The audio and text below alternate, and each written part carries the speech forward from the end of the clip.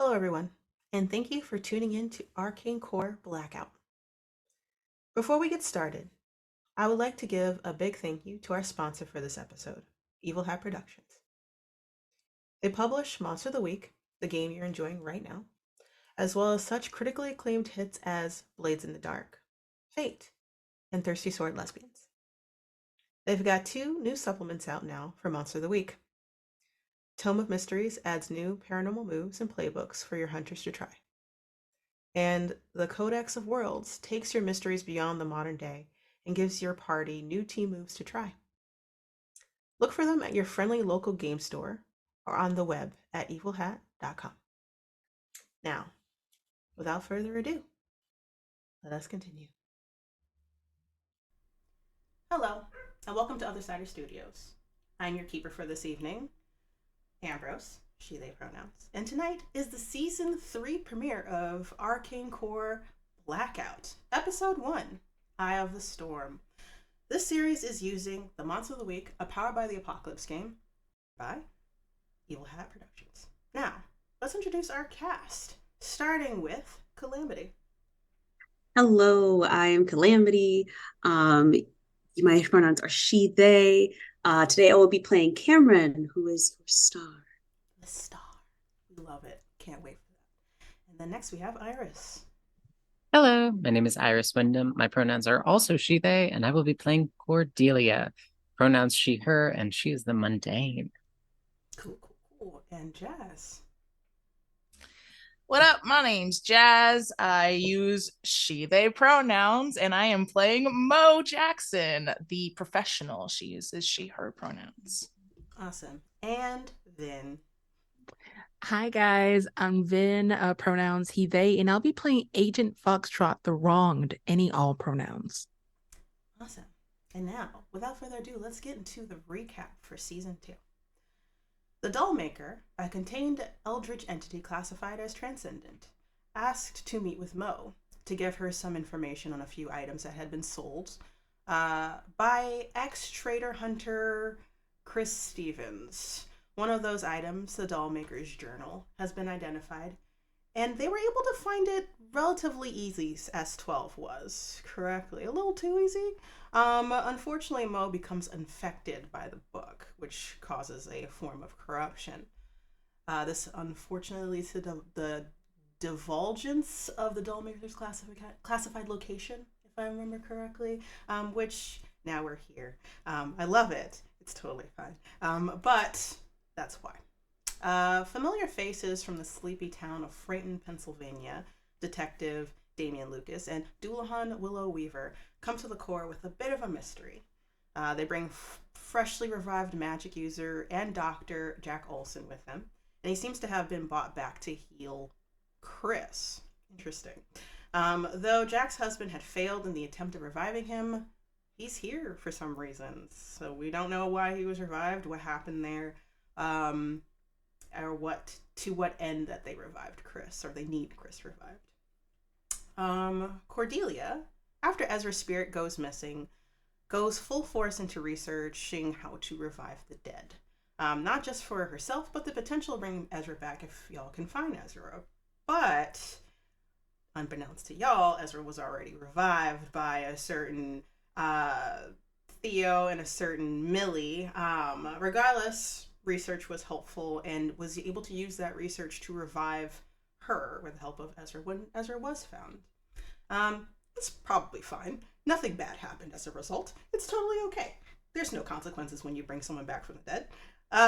Millie's magic grows at a sudden explosive rate.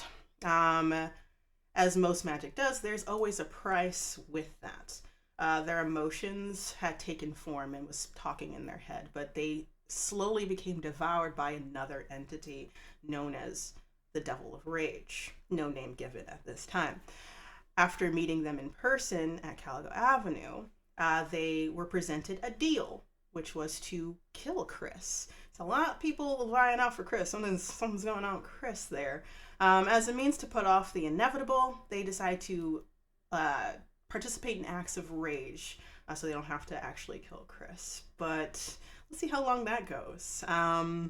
So, what does this mean for the magician, or the infernal witch of wrath, is what they are now known as. Megan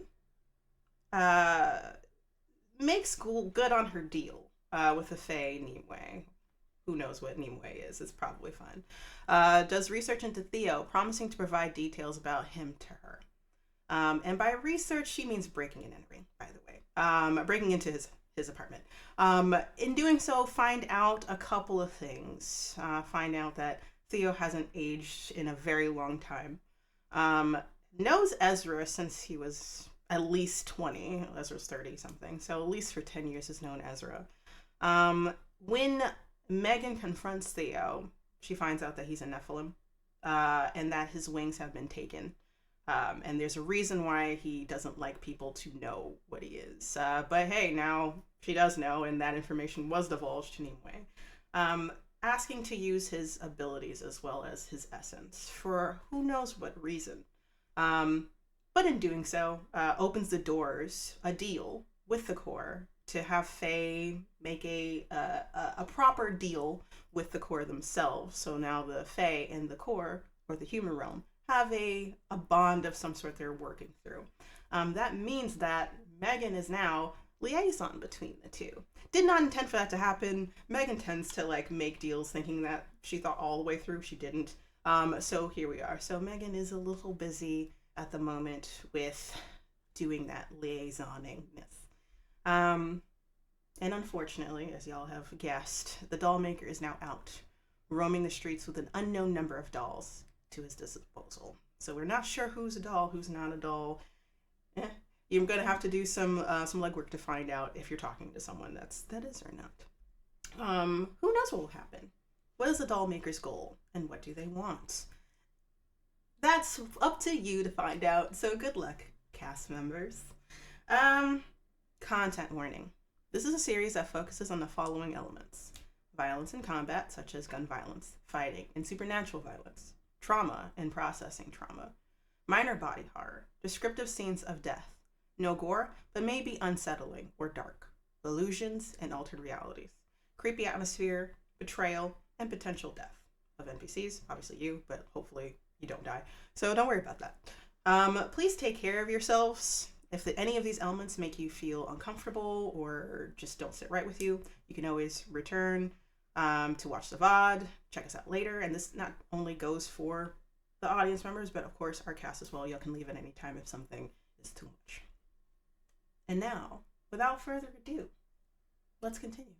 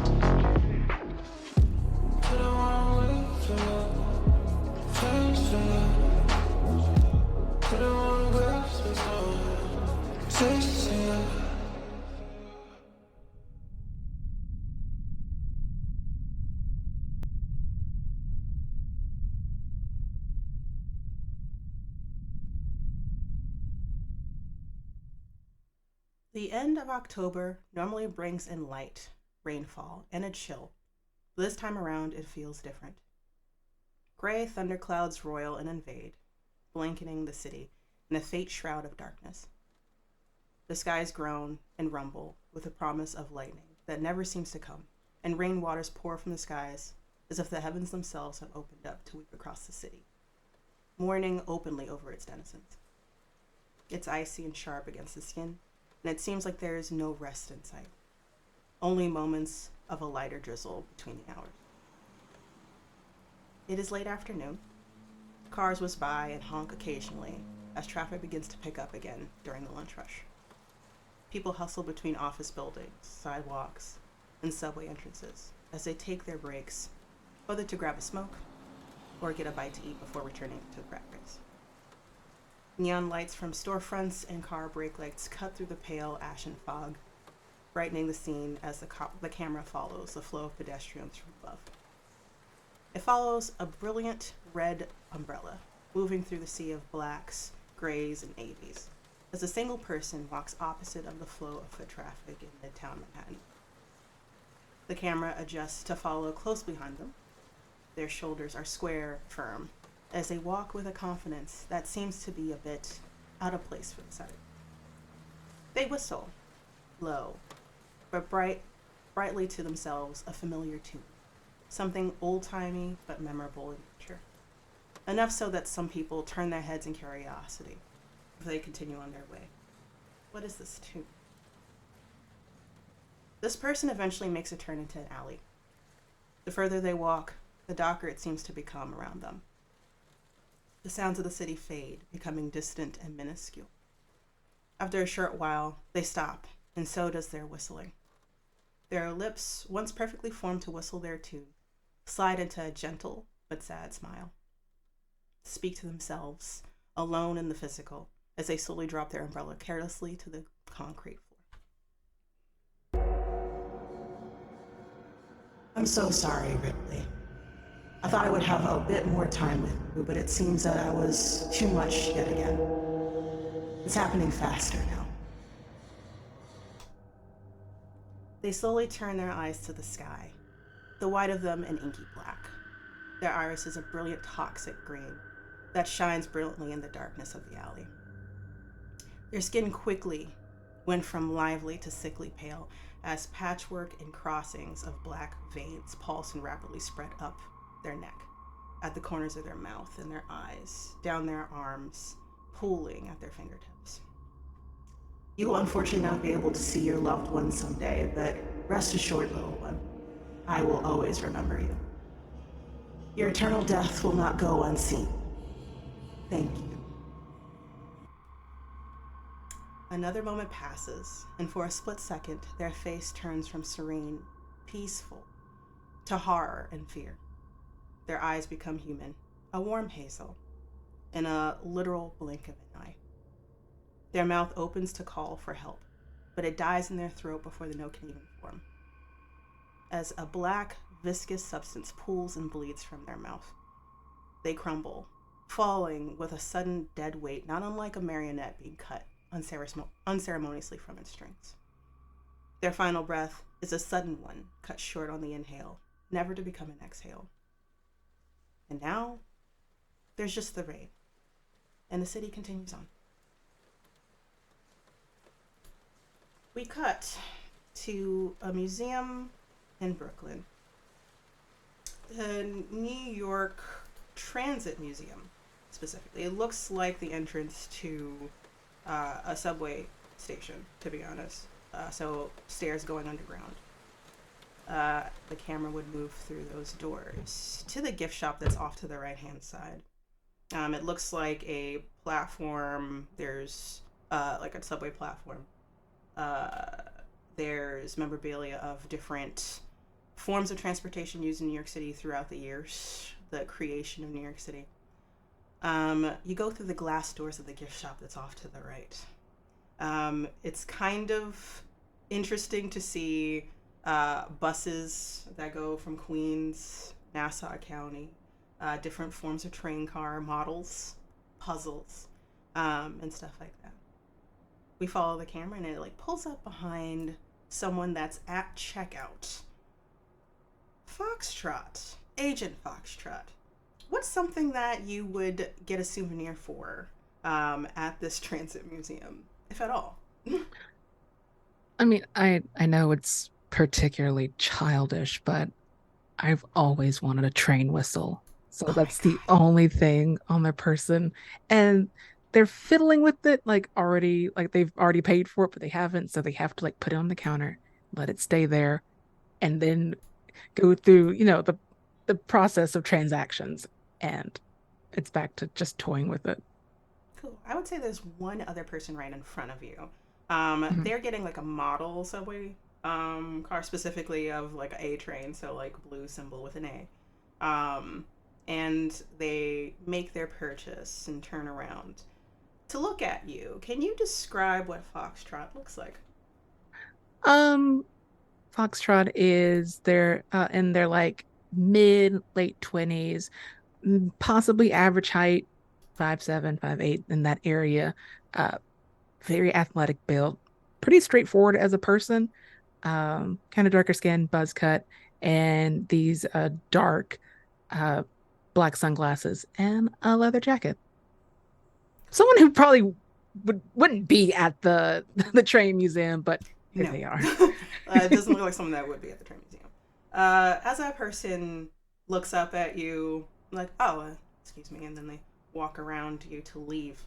And you move forward to talk to the person at the cash register. Would that be all? Yes, that'll be all. Thank you. Okay. And what do you give in terms of money? Do you like tap? What's going on? Do you? I don't know what tapping is. I know I've seen people put a card into the machine, and I'm Ah, gonna just do that. all right. So you pull out the card, and it's like, okay, this is about $20. I know that's a lot for a train whistle, but museum costs and all that jazz. Paying for quality, I'm sure, and Yes, they go exactly. through that motion. You understand, and of course, all extra money goes to funding the museum and all that stuff. So thank you so much. Yes, that'll be 20 with plus tax. That's 21. Cool, awesome.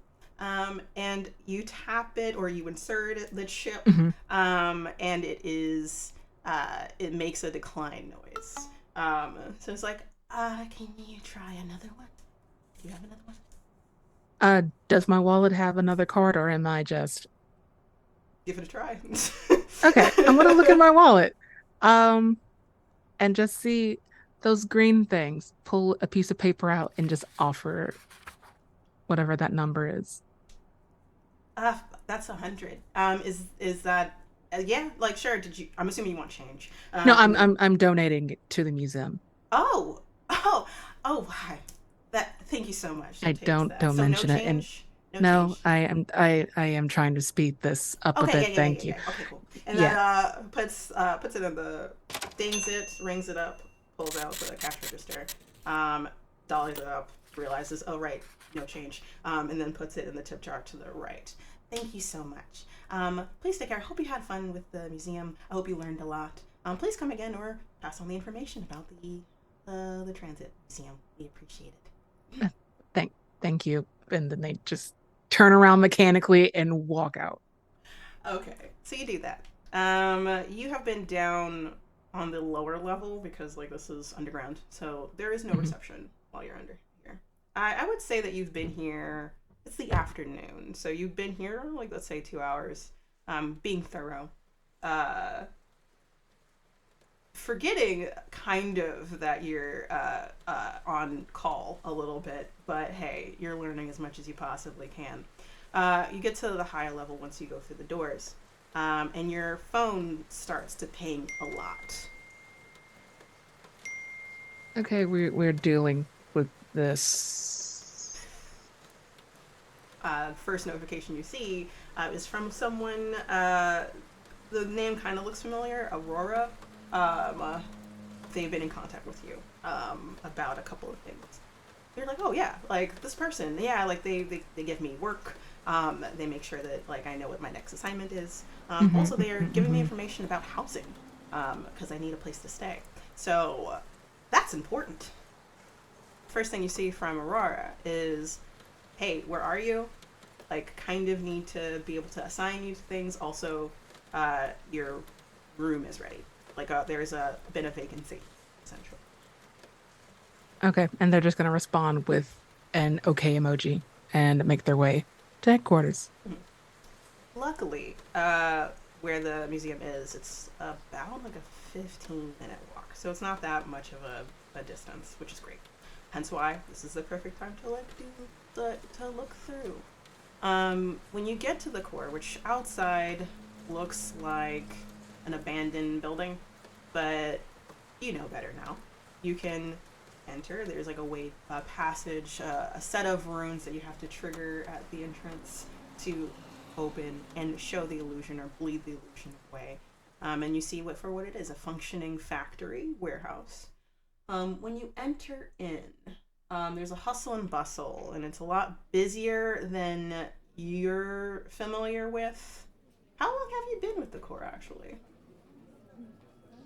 I mean, it's been a couple of years, I think. Not too long, but long enough to be familiar with things, I think. Cool. Yeah. So a few years, enough that you know what it's usually like on a day-to-day basis. It's been like this for a while in terms of busyness. So there's a lot more hunters, freelancers that are about, kind of picking up the slack where they can. You both like the liveliness, but also hate it because like kind of not quiet, can't like relax, do the things that you want to do anymore. And people notice when you go off and go to museums on a regular basis. But you go, you take, I would say, actually, before you do that, roll sharp for me. Okay, first roll. First roll. Goodness. Oh my goodness. Oh my god. Let me get my sheet up. You said rolling sharp? Yeah. Hot diggity, I have nothing. It's fine. But that's a 9. That's a 9. Let's go. Yes. Okay. As you're walking and you're getting ready to head towards the elevator, you notice. You don't know why you haven't noticed it, but it's because your comings and goings of you are kind of like one track minded. And you see there's like a board, like against the wall when you first enter, that has people's faces on it. They are looking closely, like while you're passing by, because you're not staying to look at this, missing. So there's a lot of missing people. A lot for core wise. There's like 4 or 5 people missing. Usually it's 1 at a time, maybe 2, not 5, not 6. You notice a couple of people, but you're not staying to find out what their names are, who they are. You just kind of note it and keep on going. You go to the elevator. The housing floor is floors 6 through 9. So you are told to meet with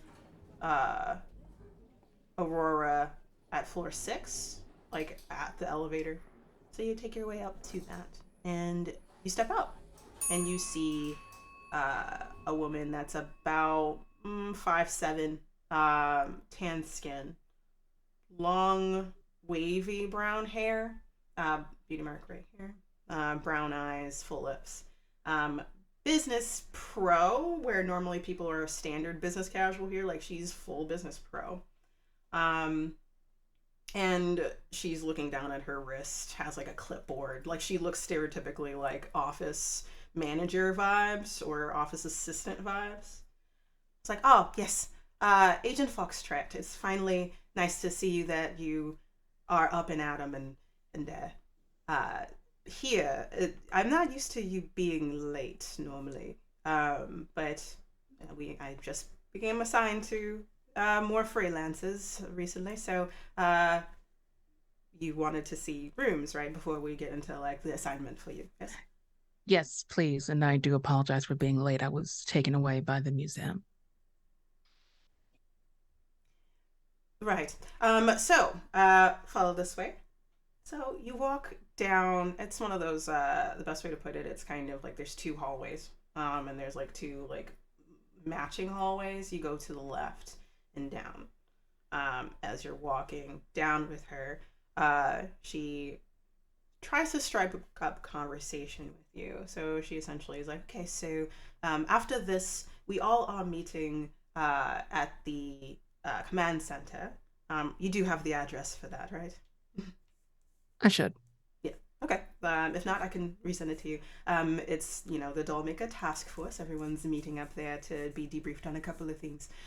So it's kind of the official kickoff, if that makes any sense, because it's already been like haphazard, as you've noticed.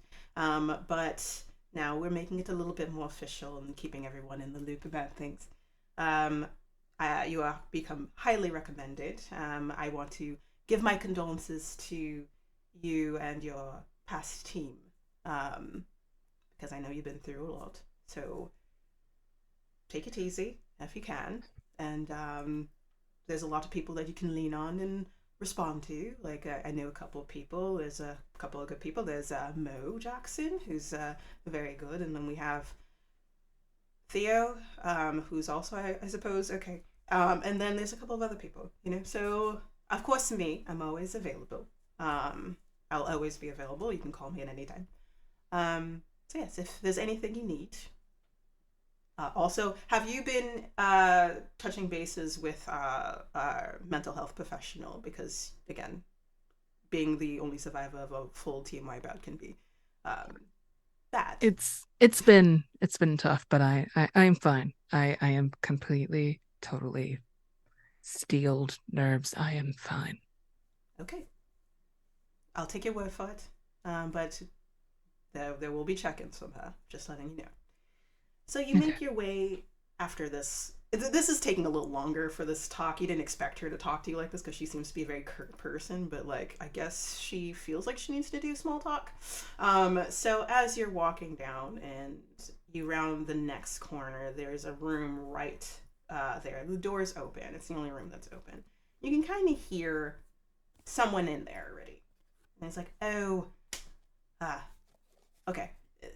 Cleanup is still happening a little bit, so if you would like to, you can just take a look around, acquaint yourself with it, but you can bring in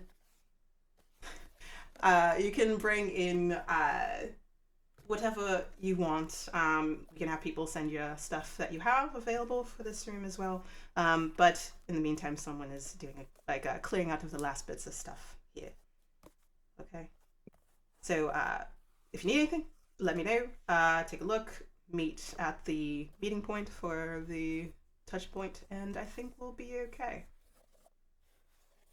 Yes. And I think once they reach the room, they just kind of just glide on in anyway, despite it being clean, being clean, the commotion, just walking the space, getting used to the number of steps in the entire area of this enclosure.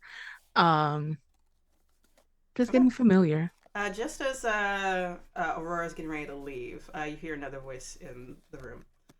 I'm still cleaning. I thought I had more time. No, you're fine. I'm not habitating this space just yet. I'm just looking around. Am I being disruptive? Yeah, you are. You should leave. Then I am leaving. This is the process of me leaving. And they walk out just as casually as they came in. Aurora, you glide in. You hear she hears voices on the inside, get out essentially, and then you glide right back out, and Aurora's like, well, hold on. And then she walks in. Ezra, this room has to be cleaned out, okay? I'm sorry, I know this is a little quick, but this is an active member. We don't know what happened. I told you about this yesterday, so I assumed that it was being cleaned out already. And then you see this. You know who Ezra is. You've met them before.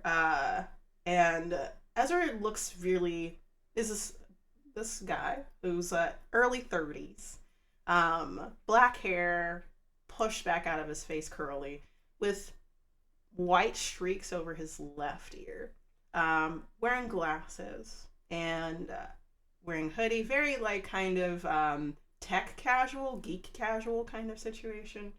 He's carrying a box with stuff. Like, it looks like, if you notice, like, there's like boxes off to the side of the room, so it looks like, oh, stuff is being cleaned out. He looks irritated. And he's glaring at Aurora, kind of glaring at you, but like why are you here? But more at Aurora. I was like, could you at least give people more time to process? Like, this is rude, to be honest.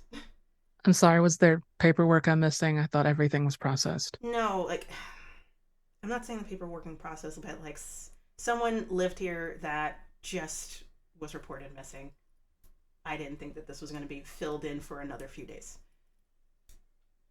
I'm sorry, I can give you more time if you need to. I can just find somewhere else to stay. It's not a problem. Aurora, like, no, everything's fine. Just take it easy. This is your room, Foxtrot. Just as Ezra's cleaning and processing. It's a little bit of a drama in this situation. Ezra gets really angry. I need you both to leave. I'm sure we can come to some understanding. Perhaps was this someone you cared about or someone else's room? You said they're missing. Would you like to have the room? I don't know the protocol for this. You can have the room. Just give me the day. Okay, then deal. You have the day. Thanks. I apologize for he flicks whatever. His wrist and closes the door behind you both. So like it looks like just magic. The door closes. You both were stepping out or gliding out and talking from the doorway. He closes it.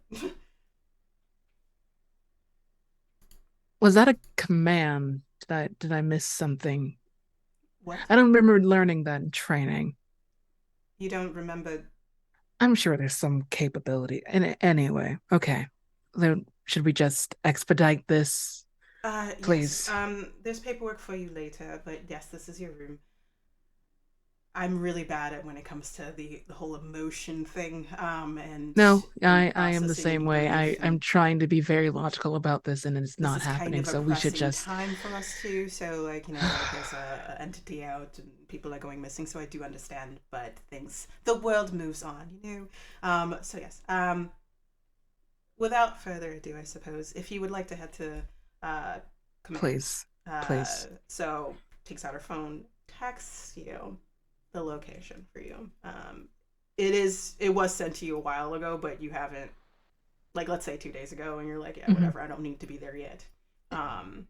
So we're all meeting at about 2 p.m., like an hour from now. We'll have a discussion about next steps, but you'll be assigned a team soon. Believe it'll be S12. Granted, things aren't really official just because a whole bunch of freelancers are going to be working together on the same project, but the people running it will be S12 and me. So keep an eye on that. And again, if you have any questions, let me know. And awkwardly, you both head to the elevator, even though you just got here.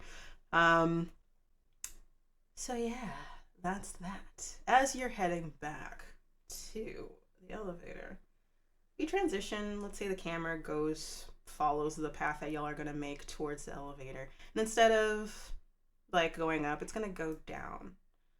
Mo, you find yourself on the first floor. Actually, you're in the medic wing, a different part of the medic wing. So before it was kind of like different beds are set up. Before you were getting checked out for any form of contamination. You seemed to clear before when you clearly didn't. But that's where most people would go just to like get an injury healed, like a cut, a bruise, like maybe like training went too hard. But you're in a different section of the medic wing that's not perceived by people normally. This is for long-term stay or people that might be in a coma, for instance. You are watching from another room through, let's say, like a two-way glass, as you see a man that is laying down. There's a lot hooked up to him. You hear the beeping of signs of life for someone that is asleep for long periods of time. Sound of ventilator pumping in air. random beeps that are periodical. It's a man, heavily freckled, white, white skin, or not white skin, tan skin, blonde, shaved on the sides. Looking overgrown a little bit, because no care has happened, so like a beard, like just covering their face. Bandages around the head. You see someone else there as well, and you remember them, Jack Olson. Jack is sitting next to this person, and you can see an aura of blue energy coming from his hands over his head. It seems like his eyes are closed, he's processing, magic's being happening. You don't see anything particularly happening on the healing front, but it seems like it's taking a bit of time. You don't know how magic works. So you do know that like this is the 4th day you've come to see what Jack's doing, to get the assessment of how Chris is doing. This is Chris Stevens that's being operated on. You know that Jack Olson has been cleared about a week ago, because making sure that there's nothing left over, like he's not potentially possessed by anyone. He's been officially cleared. You have been here for about 30 minutes, I would say. And it's like a room off to the side while you're operating this. You're thinking, man, I could go for a cup of coffee right now. Just as the door opens and you turn, and you're thinking of someone else appearing with coffee specifically, but instead of that person, you see a taller gentleman, dark, like black hair, tan skin, symmetrical scars on his face and neck, hazel eyes, dressed not how you know this person to be dressed, which is Theo. Remember Theo? He's dressed as if he's in hunter mode, so normally he would dress like in trench coat, business casual. He's now wearing like a comfortable shirt, a jacket. He has holsters, 2 guns underneath. Hair is in a ponytail tightly out of his face. And he's holding 2 coffee cups. Did you read my mind? I mean, no, but you know, everyone could use some coffee, right? It's been a hell of a few days, weeks. So Yeah. I think I'm just used to when you want coffee now. So here. Thank you. You're welcome. How's he doing? Same. Do we have an assessment or time ability here? Did he say anything yet? No, not yet. Okay. Starting to think this guy's a quack. Is that rude? That might A be little rude. bit. I'm sorry. You can't hear me. It's fine.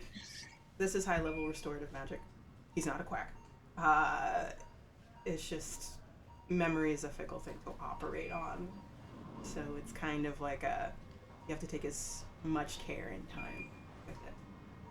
And it's not like, oh, one memory. It's many. It's enough memory to have to do with his identity itself, if that makes any sense. Yeah, I guess. Yeah. So we're getting ready to meet up at Mission Control in about an hour. We might be able to get something from Jack in a bit before we go there, so we at least have something to report. But if not, then we're just gonna have to play it by ear until hopefully he's done. Yeah. Question. How is Ezra? He's not talking, so. He's not talking to you? Damn. No. Nah. Well, I know he's getting annoyed with all my check-ins. I don't know, it's like he's I on a short honestly fuse don't care now. if he's annoyed, but that's just a me problem. Like, I've done that way before you, so, not like making, not trying to like put you out here, but like I've known him for his whole life, so. Yes, I know. Godfather, godparent, whatever. He's still my kid too. Yeah, like chill. Like I'm not like taking. Okay. He's okay though, or physically okay. Physically, he's fine. Yes. It's just, I mean, I don't know. I don't know what to say. He's angry. He's hurting. Yeah. He doesn't want to talk to me. If he don't want to talk to you, then he could just be processing. I mean, just as things were calming down and we're dealing with, hopefully not apocalyptic situation, but dealing with the doll maker right now, it's kind of the last thing we needed to hear. yeah. But hopefully Millie's okay, and we'll hear something from your connections. Yeah, Let's I'm not pretend hoping. I don't know about them. Listen, I'm not trying to go around you. It's just that.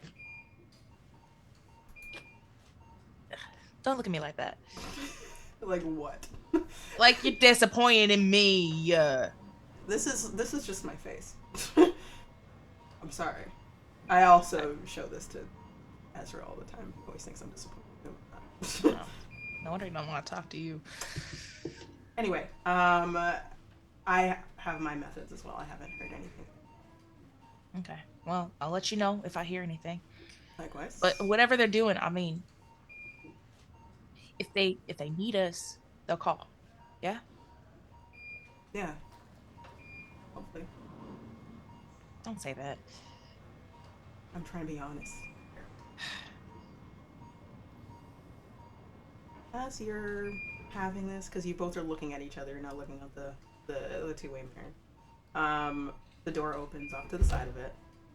The quack, Jack, comes in.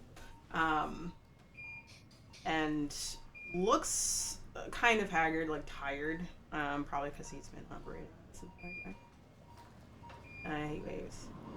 Hey. So, good news, bad news. It might take luckily I've been working for about a week, so it might only take a few more days. It is touch and go a little bit. Whatever damage was done to him, at least in terms of the physical, it's healed fine. Memory-wise, it might be iffy. As long as I'm not interrupted, as long as I keep my hands steady and my will steady for magic purposes, I think he'll have about at least 90% of his memory back. Unless something happens drastically, then he'll be there. But there might be some things that he won't remember. Maybe it might take some time for it to come back, but that's all I got. Okay. You're doing great. Thank you. I heard you. You know that, right? Like I don't have know about what you're 15 talking plus about. years of doctor experience. I went to school, medical school, for this. Yeah. So I know what I do. Okay. In terms of the physical, magic-wise, it's just kind of like another lay. I've been doing that for my entire life, mind you. So I'm just gonna say that right here. Okay. I'm sorry. I didn't. Are you sorry? Not. I mean, yes. I am sorry. I don't mean to demean the work you do. It's just it's been a few days, so I kind of expected it just to work a little bit faster. That's all. Magic isn't just like right? Like I have to. No, I don't. I have no idea. I don't know magic at all. That's Right. a you thing. But I'm a quack so. though. Look. I'm sorry. He turns back into the room and closes the door behind him. And Theo just. Okay. So heading out then. Yeah. Yeah. That seems like a good idea. I highly doubt he wants me to watch him anymore. So. Can you? While we both like getting up, you have your coffee. How do you take your coffee, Mo? That's a good question. Black? I think you take it black. It makes sense to take it for her to take it black. So I think she might. Yeah. 3 sugars. All right, cool. So can you? I'm gonna have you roll this just because it fits. Great. Actually, how are you going about looking into Millie? Like, because you reached out to Millie, like have things happening in the background in terms of checking in on Millie, right? Mm-hmm. How are you going about that? Did you reach out to someone specific? I have like my old army connections, and my father-in-law is like a district attorney, so I have like kind of like police connections more or less. So it's mostly just like, if you see this person, if you track their like phone movements, or like, you know, credit card movements, or if you spot them on, you know, security cameras anywhere, to let me know. But it's not like an urgent thing. It's not like they're in trouble. It's just like a, you know, as far as like as far as specific people go, I don't really have a specific person, except for my father-in-law. I would have had to talk to him. So I would say that you sent a message to your father-in-law. They are, what's his name? I have it. Travis, I think it's Travis. Yeah. Travis Jackson, yes. So Travis, you sent a message like providing a brief information of it. The last message that he had sent was like, he'll get back to you sometime today or tomorrow. You also have another message from an unknown number. And it is an icon of a cat. And then saying like, hey, I heard you were looking into Millie. I can help you with that. Eye emoji. Eyeball. What does this mean? Oh, so like looking into, okay. And then you can see like the dots of like after a few seconds of you reading it, because you said it's seen, right? And then like I'm looking at you, like it's just like eyes, like I'm keeping an eye on it for you is like the thing that's said afterwards, as if like, they know that's what you were getting ready to ask. I can see you on the camera, by the way. Okay. Mo starts like erasing the what does the eye emoji mean sentence that she was gonna send. And she goes, oh, okay, instead. Thanks. Send. Welcome. If you would like, I could do a quick scan for you behind core visuals, if you would like me to. Yes, but can you be discreet? Of course. It's like there's a lot of typing, like kind of, you're like the processing of, you're wondering, just like, of course I can. And then nail emoji, like painting nails emoji. Of course I got it.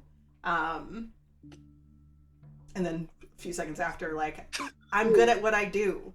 Okay. Yeah, I will add this to my vocabulary. So, Mo, can you roll Shadow Network? Can you roll sharp for me? Sure. Similar to voice on the phone. Instead, it's Shadow Network. What's mine? That's the wrong button. Mariah Mo Jackson. Sharp. That is a 10. A 10. Okay. Yeah. Cool. So on a 10, you're two die given this useful information, updates, and sent resources that can get sent to you within the hour. So within the hour, you might get something. Specifically, you're looking to see what came of Millie, or where Millie might be. Correct? Mm-hmm. All right. Yep. Just to have some form of clarification, so that like y'all can be at ease, in general. Yes. Yeah. So, just as long as thumbs up they're alive. emoji, sparkle emoji, and then I got you covered. That's it. Okay. Cool. I got So the thumbs up. from here, both you and Theo head out. You have a location to where the base of operations is in terms of the Dollmaker task force. It's not in the core. It is in a place in Manhattan. So you have to go through cross the Brooklyn Bridge to get to it. So essentially, are you taking your Escalade, or are you taking a lift, or what? Took my Escalade. Cool. Are you going to bring anybody else with you?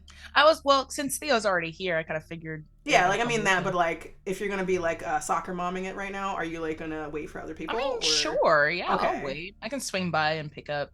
So you can like either send a message out to people, yeah, to meet at this time downstairs. That seems on brand for you. Yes. Okay. Absolutely. Cool. Awesome. So then you do that and you start heading out. You go to the elevator and you send off a message to Cordelia, Ezra, I think that's about it actually. And Theo. Theo's there. Theo's there, yeah. So as you enter the elevator and it closes, we open up on Cordelia. The elevator opens on floor 4.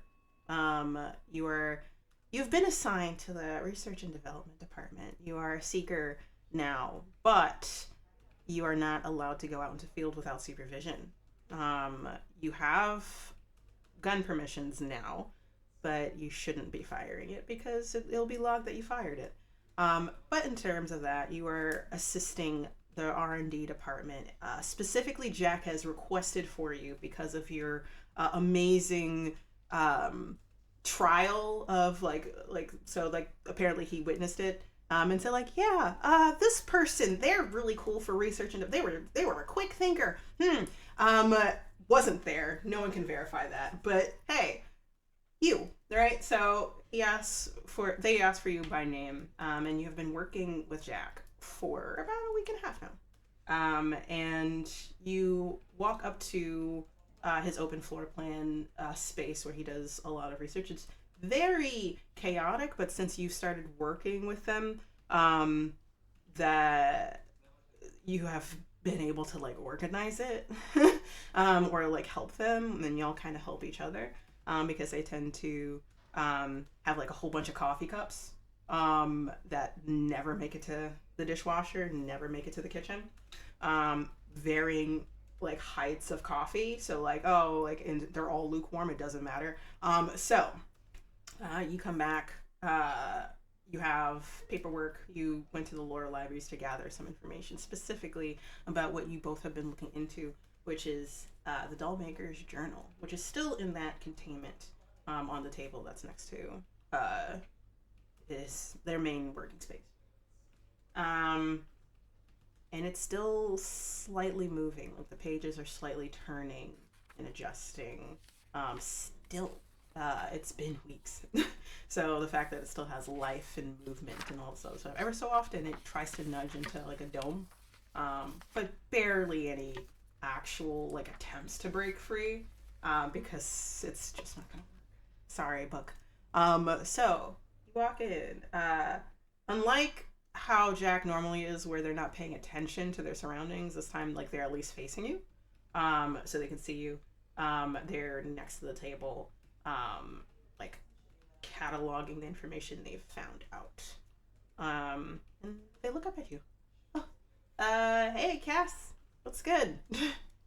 Nothing much. Jack, new boss that I haven't met before. Let's not make this weird. Okay. I get it. Were you able to find anything so far down in the lore, a couple of books maybe? Maybe bits and pieces, but I mean, it's. I mean, part of me is just sort of, I guess, holding out until Mr. Olson is done. Just because I think Chris will be our biggest lead. But that is the hope, and hopefully we're able to get enough on that one. But in the meantime, if we could provide information to the task force, all we have so far is that this journal was the Dollmakers and might have been theirs from before. They are a really scary abomination that wants to possess people and take over their bodies like puppets. Yeah. Just that fun little tidbit. Just that fun little tidbit. It's fine. Yeah. So in terms of what I've been able to figure out, and looks at it, is that if we can somehow disable it, turn it off. Turn off the attempt to latch onto someone, paralyze it.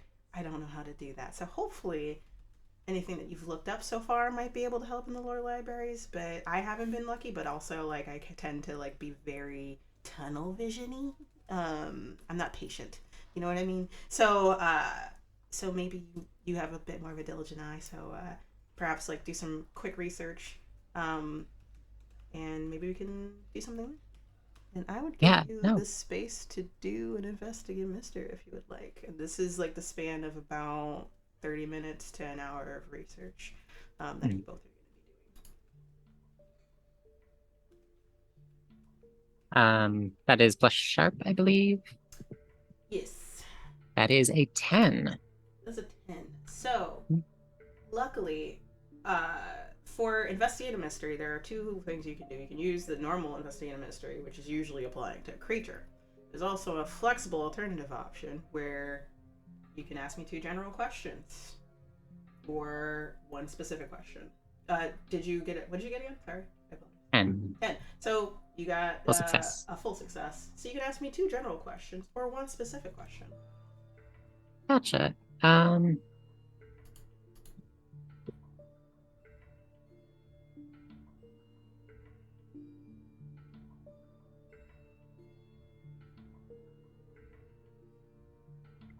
I think I'll save the second question for after the first answer, but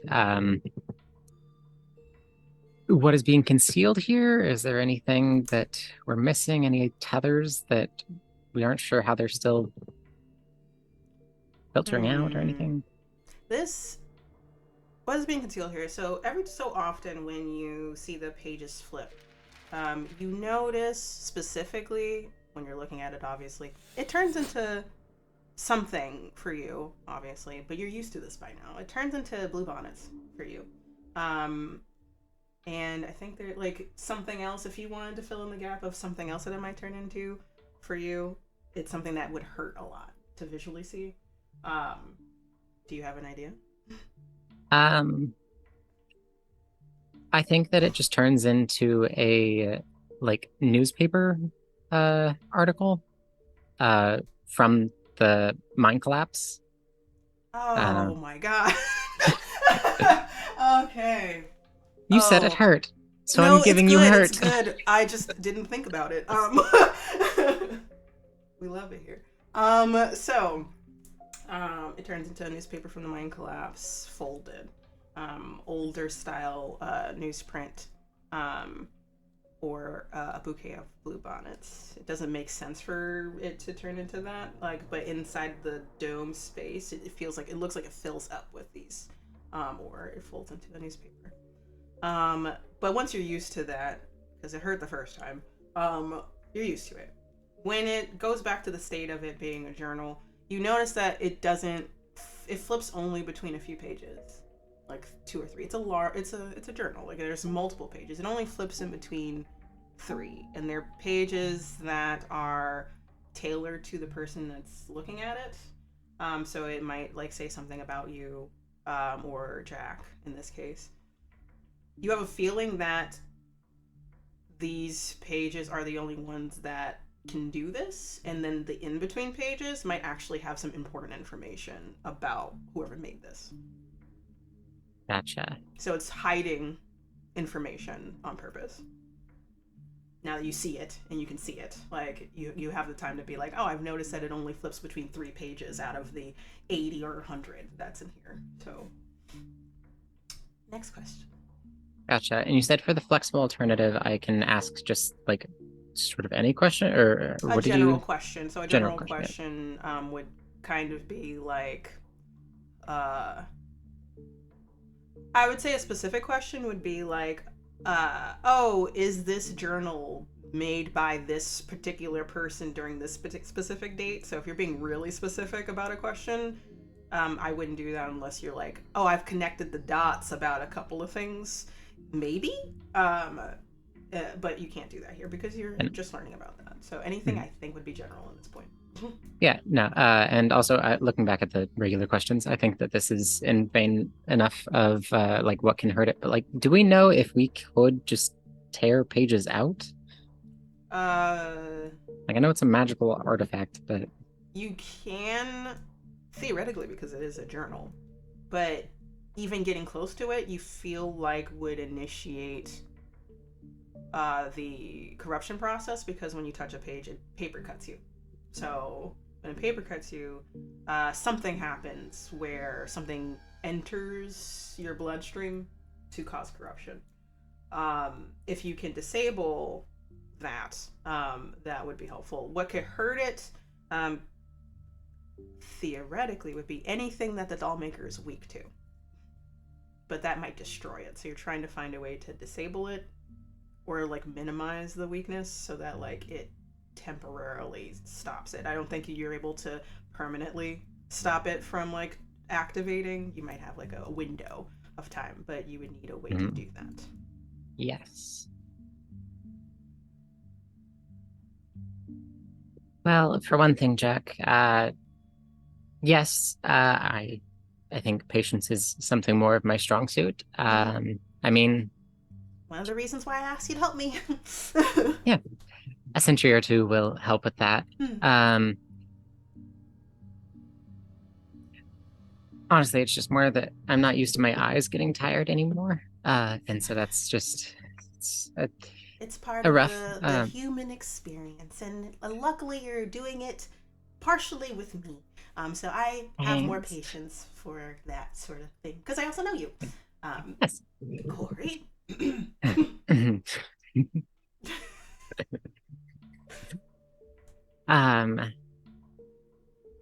But yeah, I mean, if we're able to get to those other pages, should be some information. I don't know if just we're able to like drop a rock into the sigil when it's like turning, and then it'll like stop it on a page that it isn't trying to get to, or like with like a metal rod or something. I don't know. So I just rolled. I failed very badly. So you see Jack like processing, getting ready to think of it. This is the type of person that their thought process can be interrupted very easily. So as they're getting ready to like take the information you just said, anything that they know, and kind of put it together and start formulating, probably getting ready to go to that like a whiteboard wall that they have, that journal suddenly rams into the dome like very hard. It cracks actually. So keep in mind there's multiple domes. Yes. One level of the dome has already been shattered. The next one out of that just got like not shattered, just cracked from that sudden jolt of movement. It was loud. You both jump in response. You don't have to roll anything for this. You realize it's because you've been talking about it and how to disable it. It didn't like that. Fair enough.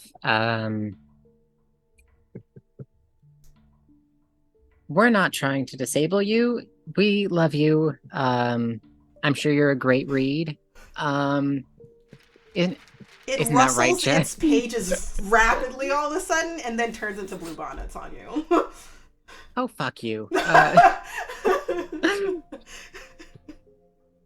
I think she's over it's all shape-changing bullshit. We love it here. So at this exact moment, you get a phone ping on your core phone, like so, like the phone that like. You look at it. It is a message from Mo, saying like, "Hey, I'm gonna be downstairs. Meet me at the car. Essentially we're getting ready to go to like the spot for meeting up for the debriefing in regards to the task force. Be down here in about 10 minutes. Yeah. Gotcha. Well, it looks like I need to head out, actually. I can take a few of these with me if you want to do some... Actually, no, reading in the car, I have been quickly realizing is not fun. Yeah, motion sickness? Yeah. Yeah, you gotta be careful with that. There's the I can't even. Like, again, just like feeling inertia again it's rough. I would know what not feeling inertia is like yet, so Lovely. So I'll talk to you later. If you need anything, let me know. I'll do my own research in regards to disabling, possibly. I would advise that you do the same, or even finding an alternative to a spell. There might be multiple ways to do this. Is usually how it goes with magic, right? Freeform. So yeah, I'll talk to you later. Yes. Also, just real quick, is there any way to like put like more domes, like bigger domes? Oh, I'm just gonna have to reinitiate the one that just got shattered, but the one on the inside is I've been trying to fix it. I haven't been able to, which is kind of concerning, to be honest, because it's supposed to kind of reinstate. Yeah. Afterwards, it's been a few weeks. I'm concerned. I've asked someone to help me fix that for a while, and no one's come to do that, so I might ask again. I'll ask as Okay. I'm sure he's not busy. I'm gonna go. Okay.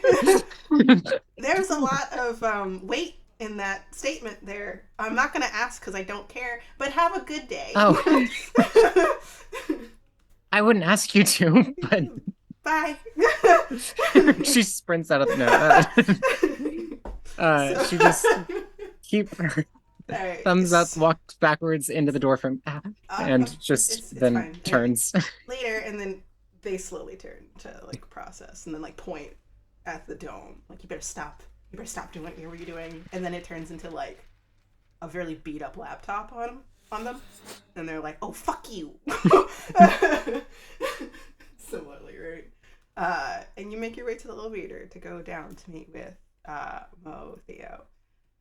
And now we're going to pan away from the core. And we're going to go to Cameron. Cameron, where do you live? Like, do you live in Brooklyn, Manhattan? Where are you vibing? Queens? Yeah, I think she lives in Brooklyn, and just in a not like amazing flat. Like, it's pretty, like, it's got a bedroom. It's okay.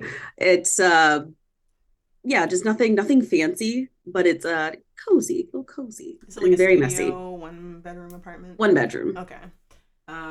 Cozy. Probably Brooklyn Heights. Would be Brooklyn Heights, it's yeah. not that terribly far from the core. But it is affordable. In terms, especially 1-bedroom and studio apartments. Nice. It is now 1 p.m. You have been sleeping this entire time.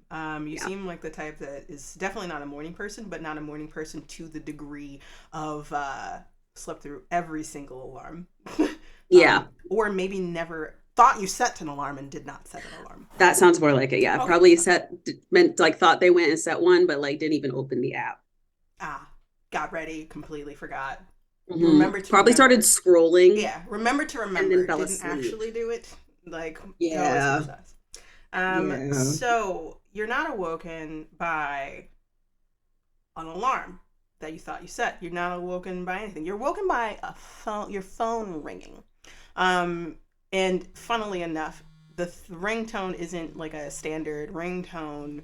It is a ringtone of one of your favorite songs that you made, because you gotta boost your own, you gotta fall in love with your own music. No one needs to know that that's you. Like, just promote your music while it's ringing, right? It's a nice a song that's a mixture of rock and I would say reggae. For this one, it pierces through. You wake up light and vibing to your own music, to be honest. So tell me how paint the scene of your room and how you go about grabbing your phone. Their room it's got blankets and pillows and squishmallows everywhere. And around the bed is like basically a nest of those items. And in the middle is just like a giant comforter and in like a kind of ball shape, and as the phone starts going off, it kind of like starts like moving, and you hear like a muttering of like and like an arm comes out and grabs the phone and like brings it back into the cave of pillow of blankets and is like, hey, what's up? What's up? Oh my god, Cameron, I've been trying to reach you for about like 3 hours. Girl, where are you? Home? Where are you? And am I supposed to be there? No, you're not supposed to be here. I'm just Okay. calling to remind you that you need to come to your gig tomorrow night. Oh, Because you tend yeah. to need to be reminded multiple times, even though, like, I know you have the capabilities of a calendar, you know. Well, that's not what I do. Is Mm. the I calendar, put because it you on told me your. I can't I. use the calendar You're anymore because I correct, keep forgetting to but put things on it. I also put it on your calendar, and somehow still you don't appear. I know about the gig tomorrow. Okay. I will be there. I will be early, which means on time. I'm holding you to it, dear. Now, it sounds like you just woke up. Are you okay? Yeah. Yeah. Yeah. Did you do something? Did you do any monster hunting yesterday? More so research and investigating. I haven't gotten any new gigs lately in that sense. Stayed up reading. Um, for the record, she did not stay up reading. She was just watching TV. And she's trying to make it sound like she did flashback to you, some like, just important. clicking through channels. Just clicking through, like one hand in like a popcorn bag. Yeah, watching Bridgerton specifically. Watching, 100% watching Bridgerton. Oh yeah, that's like, been her thing. It's like, oh my god, she's such a bitch. I love her. It's like you're like going through. It's my favorite. And then switch back to currency. Like, yeah, reading. Reading. It's reading. Just research. Right. So I'm just calling to make sure that you show up tomorrow. Come early. Like, Yes. we're gonna do setup and all that jazz. This is a really good gig and a really awesome, like, kind of speakeasy-ish vibe of a place in Brooklyn. Yeah. Yeah. No, I'm excited about it. Are you sure? Yeah. Mm-hmm. Okay, because, you know, like, people love your songs. We just need to get you out there more, you know? Yeah. Your TikToks are doing great. Everyone loves Yeah. them. You know, I would like it if you didn't have, like, the dual life situation, but I understand why. You gotta do your work. You gotta do the I feel like you say this once a of, conversation, like, Amber, monsters. and I just want to know. I just want to know why, because you know it's not going to change. So you bring it up kind of every I time. have And hope. I have so much hope, Cameron. okay. If this career thing takes off for you, like, you won't have time to, like, you know, shoot vampires in the face. I mean, I could find some time. You take breaks, right? Just post pictures of me in Aruba, and I'm actually doing a gig. You put a lot on me, dear. A lot. I'll take the I'm not pictures. Superwoman. I know you think I am, and that boosts my ego when you do think that, but that is not the case here. You are the reason that I am alive, probably. You're I correct, appreciate you. and don't forget it. Okay, so I won't. I'll talk to you later. Love, kisses, XOXO. You know how it goes. Bye, dear. Bye. And then she hangs up immediately. Bye. Oh. And just like throws the phone out of the blankets. So you throw the phone, you slowly stretch up and stuff like that. And I say as soon as you throw the phone, there's a ping on your phone. So, like, as soon as, like, that shit. ends, like, there's another message. And it crawls out. You know, like sits on the floor, like just wearing like a giant, probably just like a giant t-shirt, and just like looks at her phone to see what the ping is. Okay. I would ask you, while you're looking at the ping, describe what Cameron looks like now that you're, like, out of the pillows and the comforter and the squashmallows.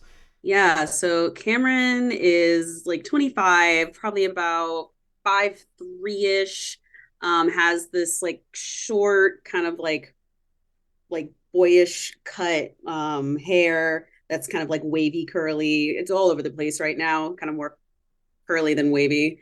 And it has like a blonde patch in the front. And she's got these big brown eyes that always look half ready to close.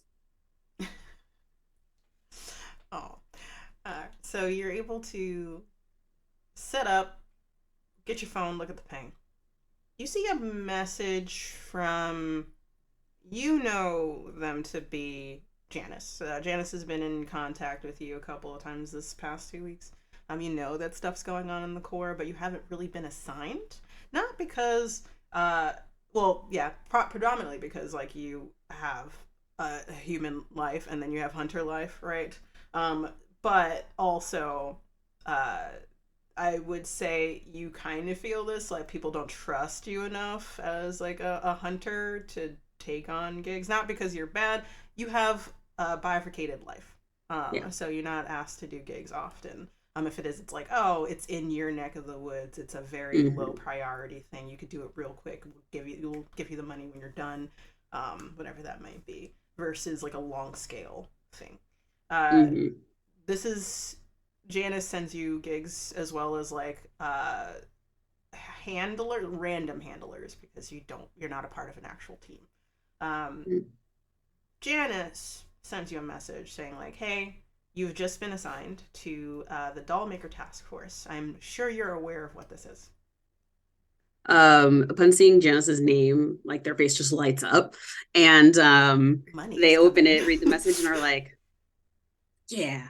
And then we'll sort of like start messaging back like, hey, yeah, when do you need me? I'm ready. Now, if possible. Can you be in this location? Sends you the ping of the location in Manhattan. Yeah. Just like, yeah, thumbs up. Cool. So it's gonna be a debriefing for several like freelancers and hunters that are available. Everyone's kind of all hands on deck, and you've officially been tapped for it because we need all the hands we can get. Letting you know that this is going to be an ongoing assignment. This is not a 1 and 2 day thing. This is going to be for however long we need you. No. Do you have any other priorities this week? Dots. Stop. Start up again. Stop. I got a couple things, but it should be fine. ... Okay, I'll check in later. I know you're busy with your day-to-day life, but we'll see what we can do regardless. But if things change, we would appreciate you being present. Thumbs up on that. Okay. We'll see you there. And that's all she sends. Oh, after a split second, another message is, someone's coming to pick you up, actually. And then that's it. Oh. And in time, you hear, after 2 whole seconds, knock, knock, knock on your door. And we'll pull on these like plaid like pajama pants really quick and like kind of like move her hands through her hair, and then like kind of looks around, like brushes off their tongue real quick, and then kind of like, hey, hi, hey. You open the door, like after this speed run through your apartment. It probably took like a good minute. I would say the door opens, and you're not sure who you're expecting. You know who it is, but you are not expecting to be met with chest. So like literally at your level, you see like a chest, like a hoodie. You look up and you see Marcus standing there. Marcus has shaved sides of his head, dreadlocks put into a ponytail. He's wearing shades, and has like coffee, and like just gives you like a salute, a mini salute. Big cheesy grin that you know is forever present on his face. Yo.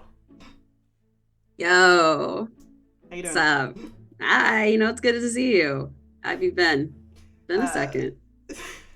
It's been good. I would say that it seems like you just woke up. Am I right? I've been up for about an hour. He slowly blinks at you, like knowing that's a full maybe like 30 minutes. Mm-hmm. Judging by the smell of just brushing your teeth just now, like the mint smell is like overbearing right now, I would say that is a lie. Look, I had a long day of recording, stayed up kind of late, getting some me time for once, and it's 1 p.m? Oh gosh, yeah. We gotta get going. Just because of the sake of what's going on with dolls out in New York City. I'd take like another 10 minutes, just 10. Sure. Can I sit on your couch? Of course, yeah. You know where the controller is. I'll send you in Yeah. a second. I'm gonna pull up Destiny, like do a quick mission real quick. Go for it. Goes to the goes to the living room and pops up.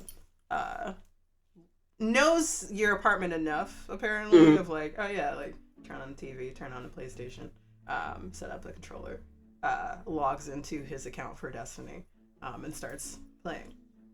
What are you doing for 10 minutes real quick? Are you just getting ready? Or? Yeah, just getting like more presentable, more ready. Actually kind of styles their hair a bit more.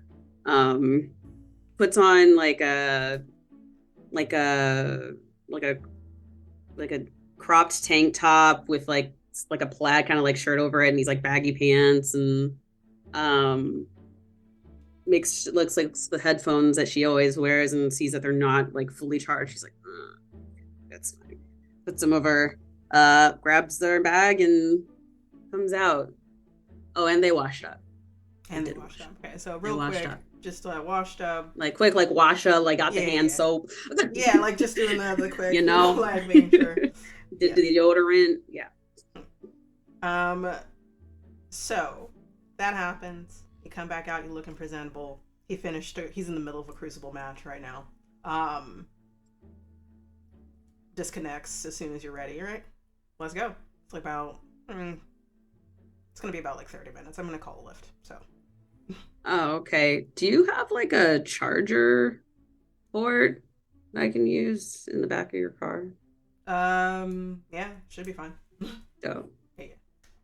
So then you head downstairs go down to you go to the elevator, head down to the lobby, go out the door. This car's right in front. You take it.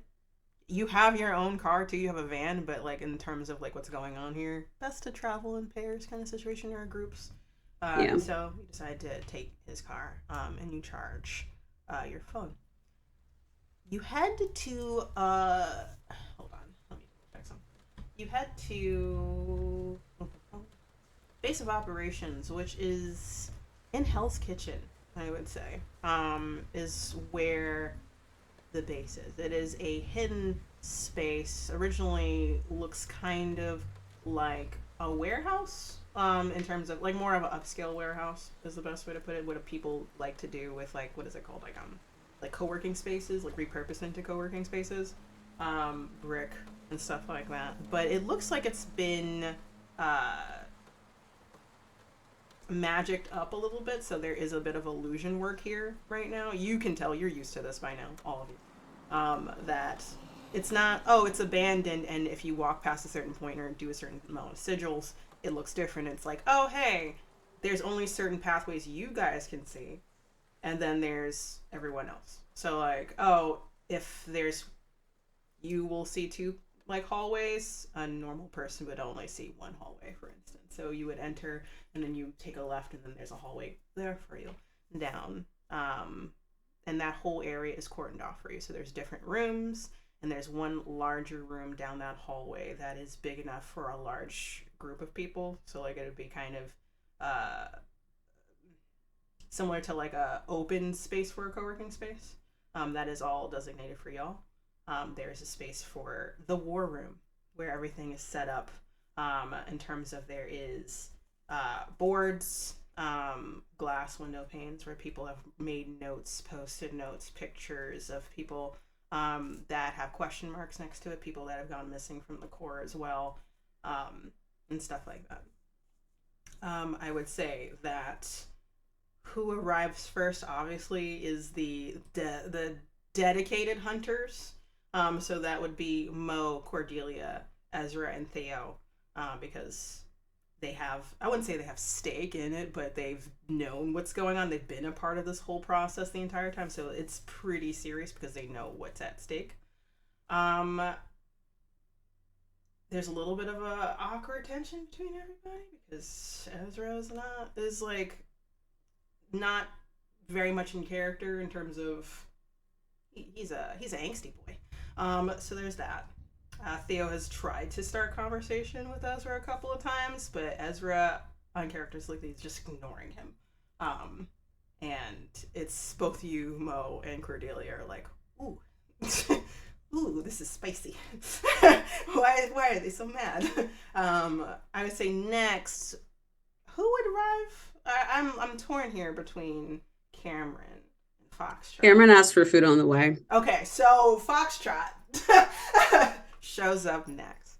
The room is like partially filled, so like I would say there's a total of 20 people that are dedicated to this project outside of like obviously Ezra, like the people I just had pointed out. Cameron, you pick up a dollar slice of pizza on the way, because you know, New York pizza, you kind of got to do it with a Coke maybe, or what is it, like a green tea, Arizona. Oh yeah, Arizona green tea, Arizona 100%. green tea, Yeah. So yeah, Oh, do yeah. that. Have fun. You pick that up. You try to do it quickly, but like you haven't eaten, so like you literally just woke up. So like yeah, lunch, breakfast, whatever it is. Give me the grease. Give me the drink. Right. So you come in last. And I would say as everyone converges here, we're gonna take our first break. All right. See you in a bit.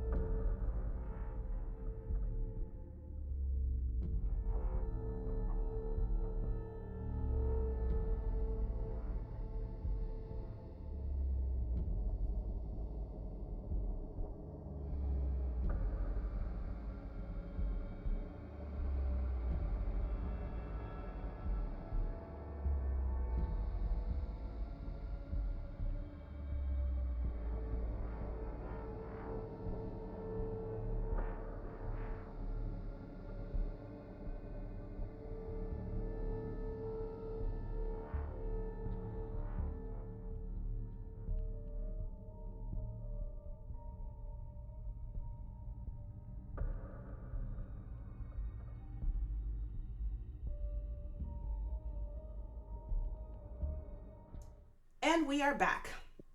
See, this cast right here is killing it. I think so. I don't know if like that's just me and what but I think they're killing it. So much so that I think that you should probably consider tipping them. They're pretty fucking rad. So if you would like to tip these wonderful people at pally.gg/tip/other cider studios, we would all greatly appreciate it. Thank you. Now we pick up from kind of where we left off. We're gonna go back about 10 minutes. A certain ride to this Hell's Kitchen location warehouse. Everyone's meeting up. Mission control. Mo, Theo, Cordelia, and Ezra are all traveling. I would say that you met downstairs in your Escalade, in the parking lot of this abandoned building. I would say, or looks abandoned building. I would say that I don't know who would get down there first. I would say that Cordelia gets down there first. Obviously, Theo's with you. You say that, yeah. And then Ezra shows up. When Ezra does show up, he is carrying a box, 2 boxes, labeled very clearly, as if in a very passive-aggressive way, if possible. Like the best way to put it is like Millie, bold lettering on all sides of this box, as if, remember, Millie, like, is the vibe you're getting, because Ezra is very like neat, and usually just like, I just need to like note this one time. It seems like, oh, I'm going to go through the core. I'm going to put Millie on every side of this box so people remember who they are. You see him coming out with these boxes. You see him coming out, and I would assume that like, I'll pop the back of the trunk, or like lift the back of the trunk so you can put the boxes in. And that's where we are. Take that scene away. I'm actually gonna, as I pop the trunk, I'm gonna reach for the boxes. I would say that like good timing, by the way, because he was going to like slam it into the back of the thing. Yeah, you probably sense that. You're like, yeah, I'm just like, it's okay. I got it. Thank you, Mo. Yeah. Here. Yeah, of course. Sit wherever. It's gonna be a minute. Mm-hmm. Are you good? Do you want any, like, do you want to swing by and get some food or anything? Have you eaten today? I'm okay. I'm good. Okay? Yeah. Okay. Mm-hmm. Mm-hmm. What about you, Cassandra? I mean, I could eat, sure. Yeah? Okay. Yeah. Yeah, we can swing by, I don't know, Wendy's or something. Mickey D's or something. Mickey D's. What? McDonald's. Theo, do you eat? Oh, right, I shorthanded that. Sorry. McDonald's. That's all. Oh, Like, okay. The Golden Arches, that one. Yeah. Oh no, I got you. Yeah, Cool. And Mo like closes the trunk and goes to the front, swinging her keys on her finger, trying to be nonchalant. I really kind of want you to Spin roll off flies off. something. Like, I'm half tempted to like roll. Hold on, let me see something. What do you mean? Oh, you're fine. You are able to successfully look cool doing this. Oh hell yeah! Yeah, so like, I mean, I am. You're cool, still awkward, please. but it looks cool for anyone that doesn't know who you are. But all these people know who I am. Exactly. So both Theo and Ezra both watch you do this. There was a moment where it almost flies off and you're able to catch it. They both like nod knowingly, like, yeah, okay. Theo goes into, looks to Ezra, opens his mouth to say something, and Ezra cuts into taking the back seat, essentially, before you can say anything. And Ezra opens the door for you, Cordelia, so you can go in first. Sweet. Yeah, no. So you go in, he follows you. Theo sighs and takes the passenger seat. Are you going to Wendy's or McDonald's? We can go to Mickey D's, I guess. I would prefer like a 4 for $4, but it's fine. We can go to. You can do a 4 for $4. A quick grab, like get 4 bits for exactly. Yeah, That's just what I wanted. But I mean, like, I don't know if anybody else. Drive-throughs in Manhattan though, so like someone's gonna have to go out and get one. To be honest. It sucks, but yeah, there is no drive. I'll send Theo. Send Theo. Yeah, I'll send Theo. So you cross the Brooklyn Bridge, because like that's like like a Wendy's close to the location, Hell's Kitchen. You pull up, you park, you put hazard lights on because like you're double parked for now, and then you just turn to look at Theo. I'm assuming. Yep. We're gonna have like an eye conversation that's like, thanks for picking up the food, Mr. Theo. Sure. Yeah. Yeah. Thank you. I'll be back. You want one of the deals, right? Like the 4 for 4? Yeah. 4 for 4 bacon cheeseburger, junior bacon cheeseburger. Awesome. Barbecue sauce, but like extra. Yep. And he like closes the door as he steps out, and then makes like that tight-lipped smile, like just I know what you're doing. And walks into the Wendy's to order. I am going to put my elbow on the back of the seat and turn around and look at my kids. What's going on, Ezra? What? The whole silent treatment with Theo? What's going on? I don't know what you're talking about. You haven't said a word to them. Your godparent? Yeah. A single word. Mm-hmm. And you're avoiding eye contact. No, I'm not. I'm at least having some form of eye contact, yes. Yeah, to glower? Mm-hmm. My daughter mean mugs worse than you. It's Look, nothing. Everything's fine. Okay, I just need a moment. You don't have to worry about it. I'm gonna worry anyway. Is this like one of those like a couple days moments, or like this is going to be a very uncomfortable car ride? This is going to be a very uncomfortable car ride. I'm sorry, but I'm not sorry at the same time because I think I'm getting my cap of caring. That's just me. I'm sorry. No, that's fine, and it's totally okay. And I understand. Last few weeks have been kind of hell for all of us, but for you especially. So if you need us, you know where to find us. And I do. Just know that we worry about you, okay? Thank you, Mo. And I do appreciate it. Looks to you, looks to Cordelia. I do. I talked to Aurora. She was giving the room away already. She just told me about it yesterday. I didn't even get the chance to pack everything. You would think that they would care a little bit. Yeah. I know. Yeah. I mean, so they haven't said anything about Cordelia being to talk gone. To his girl about this situation, but I have a problem. His girl? Aurora. I don't think they get on like that. Not like that. He's the only one that talks to her. Like he also does. They don't like her. No one likes her. No one likes Aurora. She's not that bad. She just is. She literally referred to it as me being dramatic. Dramatic? She could have chosen a better choice of words. Dramatic? Yeah. That there's a little bit of drama happening with Millie. You know what? I can talk to her. I would. And I would appreciate that. Thank you so much. Yeah, of Stop course. talking now. All right, I will. Zipping it. And I'll turn back around. I will shoot Cordelia like a look, like a you good look to her. She definitely gives you just like a quick but like very affirmative nod, like she does like a little and then turns back around.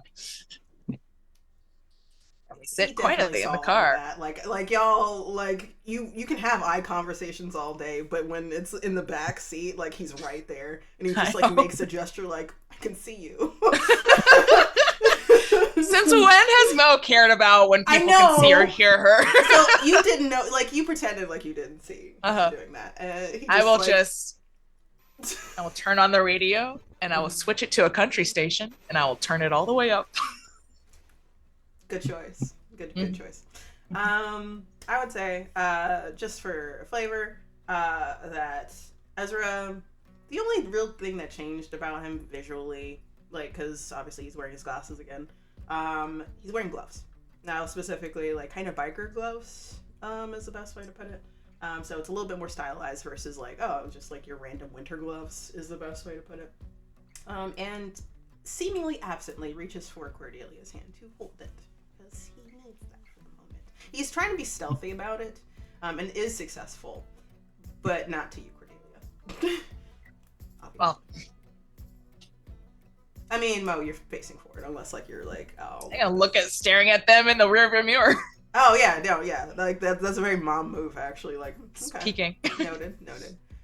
So Children yeah, are behaving. Theo comes back. Cordelia's just doing like a little like giddy wiggle. Just like, yeah. Doesn't matter that like he's a little irritated right now. I got handfuls. He's still cute. So Theo comes back, opens the door, has brown bag of Wendy's, and says like, all right, nuggets, that mini Baconator thing, another round of nuggets and fries. Is that enough? Like, I know we just kind of ate in the morning, so it's just for package purposes. Yeah. We're just snacking. And he looks Thank through you. the rear. You're welcome. You're welcome. Looks through the rear view. Doesn't say anything to Ezra. And then y'all continue to go. You have about like it's only like a 5-minute at that point, like drive away. Is there anything you want to do between those 5 minutes, or else I'm going to skip ahead? No, I did want to describe myself. Sorry, go ahead. No, you're right. Yes, please, Mo, describe yourself. Oh, okay. Just- Yeah, a couple of things have changed. First of all, her hair is growing a little bit longer. She still keeps the side shaved, but she's growing out the curls in front. The other thing that has changed is she has stopped dyeing her hair. So she's had like, black hair for pretty much ever. But either it's just getting too much work to dye it back, or it's just she just doesn't care anymore. She's gotten to a point where there's streaks of gray in her curls now, and then you can sort of see on her right side a streak of white, stark white, that kind of matches Ezra's on his left. So I think those are the only two. The other thing is that she, instead of wearing her wedding ring on her ring finger like she usually does, she has switched it to on her dog tags instead. So she wears it around her neck now. Cool. And Cordelia or Cassie, what do you look like? I think that she hasn't really done much with her hair. She's really just trying to figure out how she wants to express herself now that she can physically. Right now, she is kind of going through a not quite a phase, but like going through a streak of like very like librarian-esque, just like sweater vests and like glasses chain. Like I don't think she like needs glasses. I think that she's more just doing it to fit the aesthetic. So it's like just the aesthetic. glasses. Yeah. No. Okay. Mm-hmm. Cool. Anything else? Yeah, and I think she like keeps like ever so often whenever she is like trying to like lighten the mood when like something comes up with which a lot of things have been recently coming up with Ezra, but she'll just be like maybe like blue, like an electric blue, like maybe I'll just dye my hair, just see what happens. So never goes through with your it. hair is blue now, or are you thinking No, about she it? Okay. she has not cut it, she has not dyed it, she is yeah. I would also note that your hair, you can tell, like, based off of looking at yourself in the mirror a couple of times now, that, like, Cassie's hair, original hair color is black, and she dyed it blonde, so she bleached it. I would say at this point it has grown out enough that you have noticed that, like, yeah, like, it's longer. The roots are very obvious now. That is the only other thing I can think of, but you good. Otherwise, and you're like, blue, maybe, I don't know, cut it, who's to say? So I think you are very obviously you obviously stand in front of a mirror and process often. So people are kind of putting together that's what you're doing, family-wise, cell-wise, and stuff like that. Yeah. You pull away, you drive forward, and if there's anything else you want to do on this ride, you totally can. Otherwise, we're going to move forward. I think that Corey's just playing TikTok like out loud at an almost obnoxious level. We're And just worrying together because I keep turning up the country music a little bit louder. Oh. Oh, this is an interesting car ride. Cool. So, we've moved forward back to present. So essentially, you are now at Mission Command. The room is being filled in. The order was 𝚎𝚘 got in first. Then Foxtrot slid in. Like, so you're very, like, floating into things, it seems like. Like, it's a very characteristic thing for you. And you, Foxtrot, are just noting people. You did see a couple of people, like, you've seen and met Ezra already. You met them just earlier that day, as well as like, oh yeah, I remember that kid. We worked on things. And you obviously identify Aurora. You see, I think you would know who Janice is, but I don't know if you've like worked with them directly. You just know that they do give off missions for like the Seeker branch and other things right now. But you haven't had a conversation with Janice. You don't know that much about Janice. And yeah, I'm going to start with you, Foxtrot, as like the room is filling in with people. I mean, I hate to ask questions so soon, but it's Theo here. Like, yes. Are they part of this? Just gonna naturally gravitate like a magnet to metal. Just coincidentally, just so happen to like be a little close to them. Is it like closer than comfortable for most people? Shoulders practically touching. Shoulder to shoulder. Okay, that's so shoulder to shoulder. So I would say that like Theo, like everyone like kind of came in and they're like crossed arms talking with each other. Theo kind of is staring off into the distance and watching Aurora, and Janice probably on the far area where they're setting up. And then just you gravitate towards Theo, bumping shoulders, and then they slowly turn to look at you. How tall are you? I said even, like I think I said like between 5'7", 5'9". Like yeah, so Theo's looking down at you. It's like, oh, even better. This like, hi Foxtrot, is there something I can help you with? Oh no, I just wanted to say hello, speak pleasantries, that thing that people do in conversations. I'm excited, I guess, for the mission. Yes, I'm excited for this mission. Theo takes a step away, like a slow one, of like, it's great to see you two, exchanging pleasantries. Yes. Yeah. Seems like you're a part of this too. Again, heard great things about you. I know we've never really worked on anything yet, but I heard that you're really good with a chainsaw. Yes, I am very eloquent with a chainsaw. That sounds like a sentence someone would say in natural company, I suppose. I do, if possible, what is your opinion of this party, this group? This gathering right now? Yes. Well, my opinion is we're all gathered to take down a particular entity known as the doll maker. You're briefed enough about that? Yes, I'm briefed. I meant more like personalities, quirks. How is this group? Or is there someone I should worry about? Opinions. Well, I would worry about Aurora, but that's just a personal preference of mine. I'm not the biggest fan of her, but don't take my word for it. She's good at what she does. She's a handler. Ezra is really great at magic, one of the best magic users here, alongside myself, but I tend not to use magic too often if I can't help it. Mo's great. I worked with her for about two to 3 years. Cassandra is new. So take it easy on her. She's new to it, just learning more about hunting and stuff like that. And then I would say that he's going through and like pointing to a couple people that he does know, but like in passing. But most of them's like, yeah, they're pretty good at what they do. They're really good with gun. They're really good with magic. Pointing out everyone.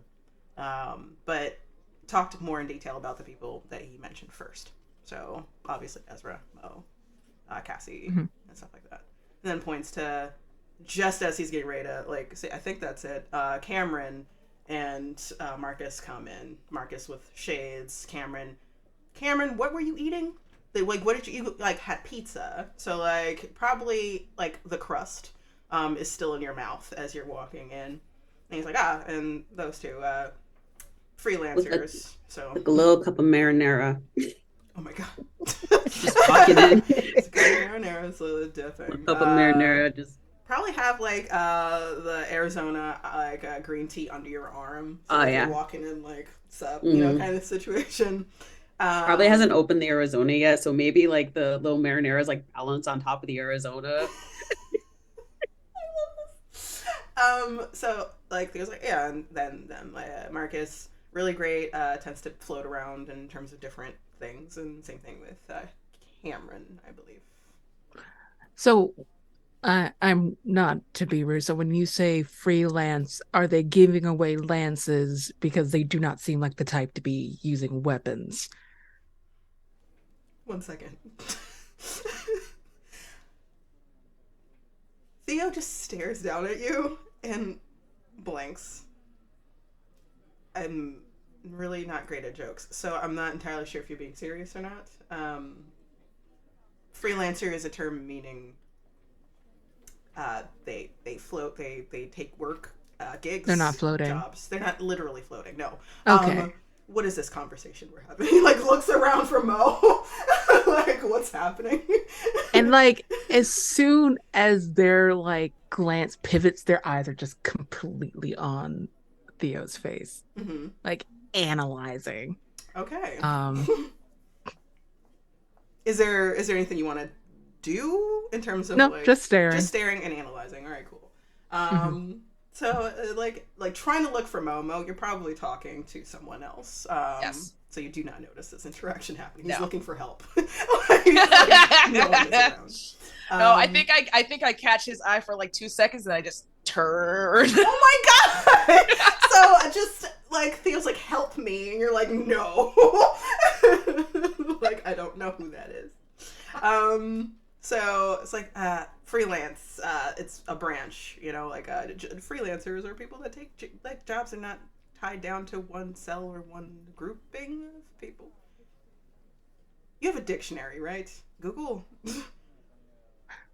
I have a dictionary. Thank you. I'm sorry for asking questions on the job. Fine. I'm always here to help in terms of questions. Like, used to be a handler, so I totally understand. It's just that was a question I never expected to answer today. Well, I'm glad to keep you on your toes. You're welcome. Not in a literal sense, way, but no. yeah, in a metaphorical. I'm glad I you understand understood that one. metaphors. I'm glad you did understand Yes, that one. yes. How are you doing? I've heard things. I'm fine. I've been better.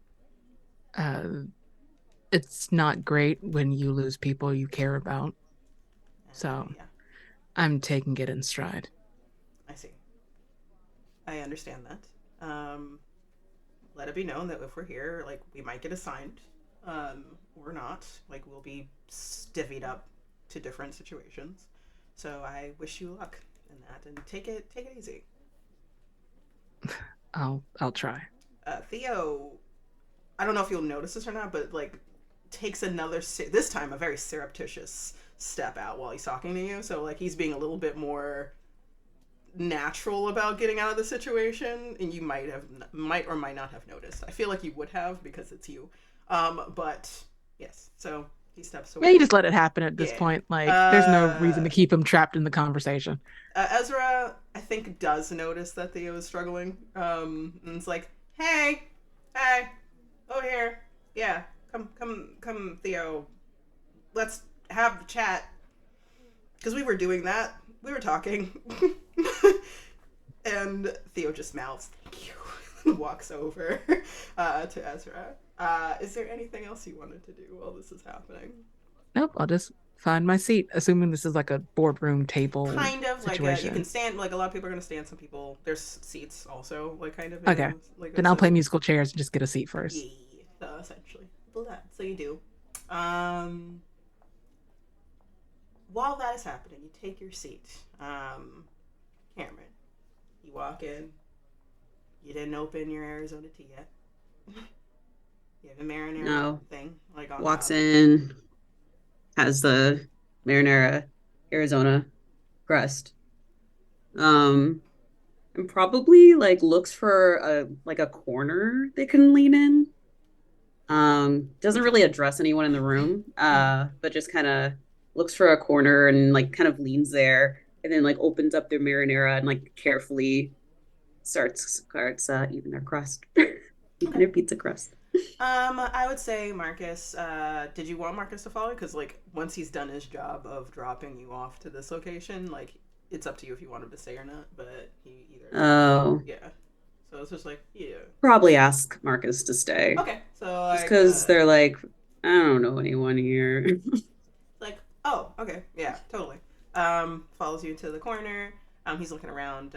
He jerks his jaw at a couple of people. One of them, there is Kat is in the far back. There's like setting up like a station in terms of computers.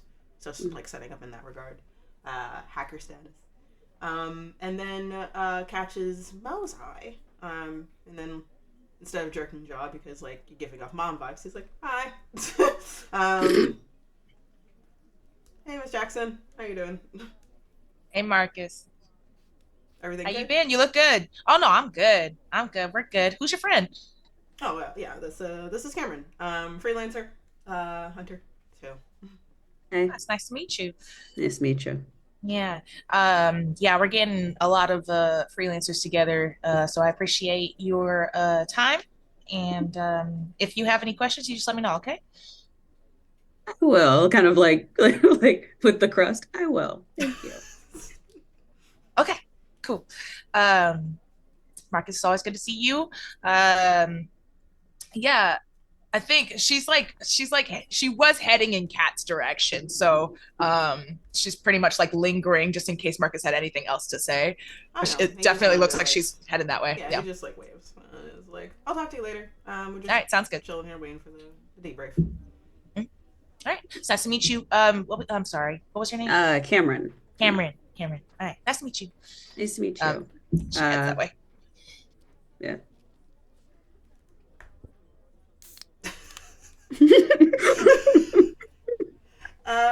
If there's anything you want to do, Cameron, you can. There's a couple of things I will say, and this is for everyone actually, before like the debriefing happens, so like you can let me know. The room is set up a certain way, so like obviously there's the musical chair situation. If anyone can take a seat, first come, first serve. A lot of people are standing or waiting until things set up. There's like several tables in the front. There's several like whiteboards, as well as like there are tall windows that people have written on as well. And there's a couple of like evidence boards as well. Some people that are missing. There's people that like there's question marks next to, might not have to do with being missing. Obviously, Kat is setting up their hacker station. I'm trying to find the best way to put it, but it is a hacker station. Essentially, so they have like multiple monitors. They're hooking up a smart board essentially as well, so that people can see what she's working on. I would say that this room has a lot of information having to do with what's going on. So if you wanted to be like, oh yeah, I'm just going to take a gander, I'm going to take a walk around and see what some of these boards say, you can, while people are getting ready to prep, as more people are flooding in. I feel like Cameron would go straight for the evidence board. Okay. Loves a good evidence board. So, anyone that is interested in going anywhere, I would say roll investigate a mystery for me.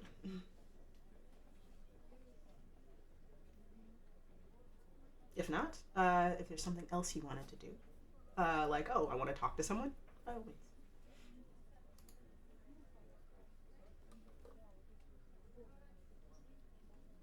I definitely want to talk to Kat, but that can wait until later.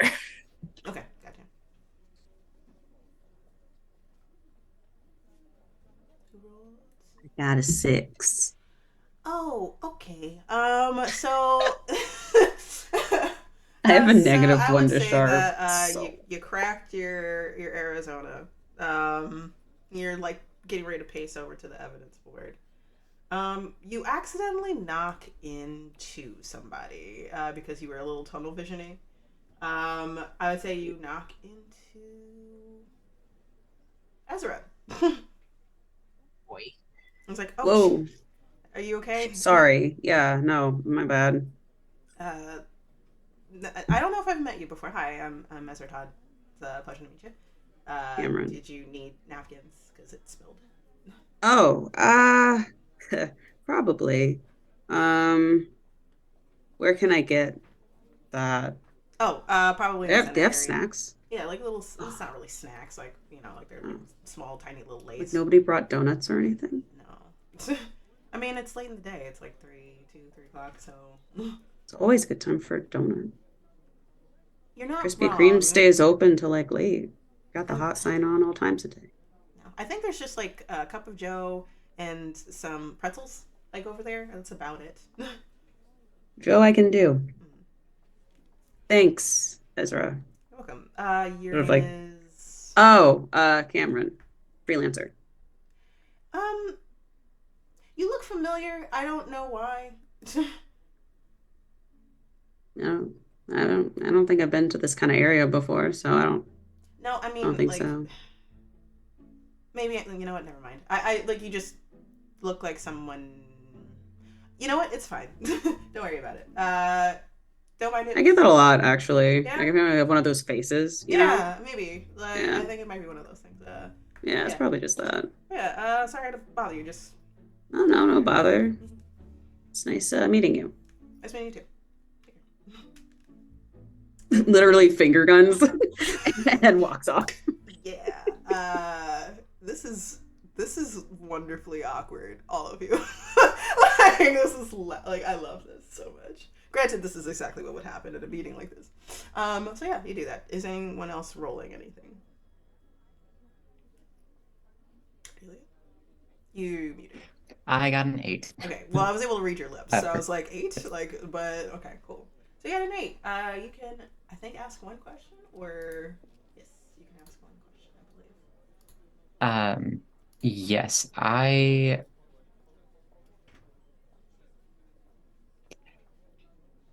think if I could just I think Cassie went to a different corner just and is sort of surveying.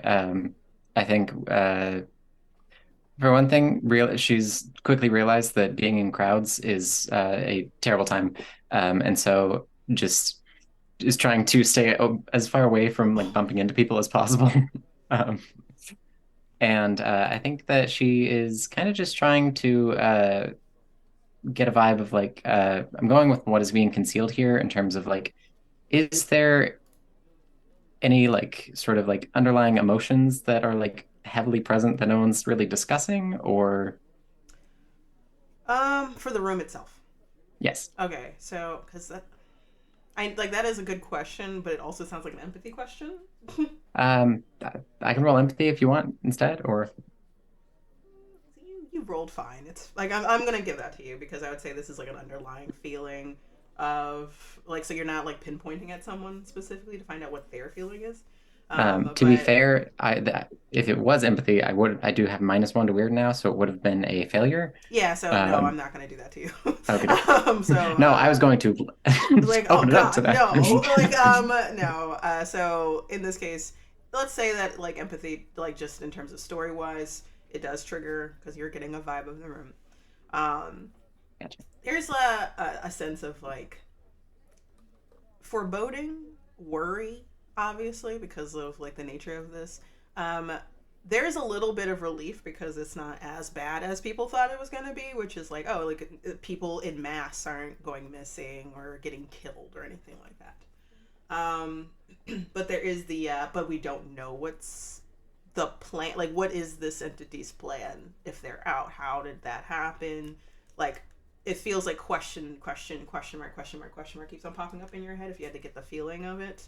Gotcha. People are kind of tense walking around, but trying to have like decent conversation with other people, like people that are familiar to them, and trying to keep that under wraps until they know things. So waiting for people to talk. You're getting the sense of that something is on the precipice is the best way to put it. Something's like not quite right. There's things that are missing, like questions need to be answered, but people are hoping or very hopeful that it will be answered here, and then they have direction. I would say that's the best you got so far. Gotcha. Yeah, I think that while she's doing that, she is just sitting there and like every so often just sort of licking the rest of the ranch out of the little container.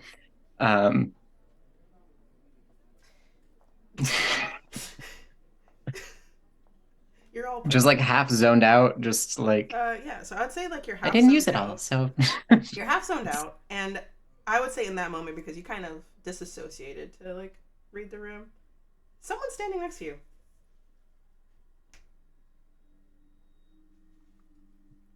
Do you want to know who that is? Did you look up from your ranch cup to find out who it is? I think she just like doesn't realize until she's like mid like and just turns. Oh no. You do that.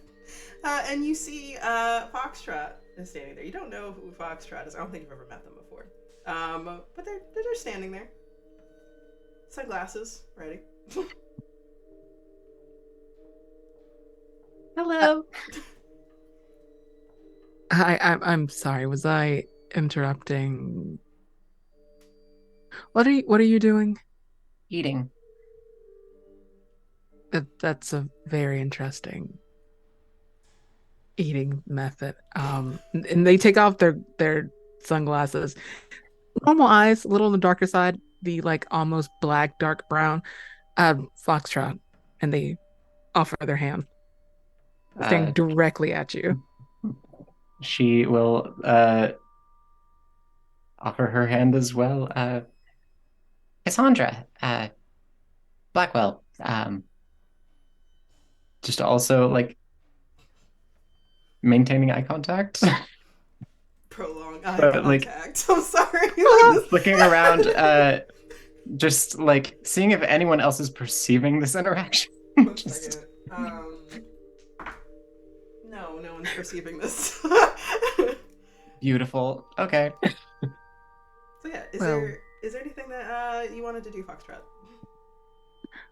Yeah, I want to use one of my moves. By all means. Because 𝚘𝚎,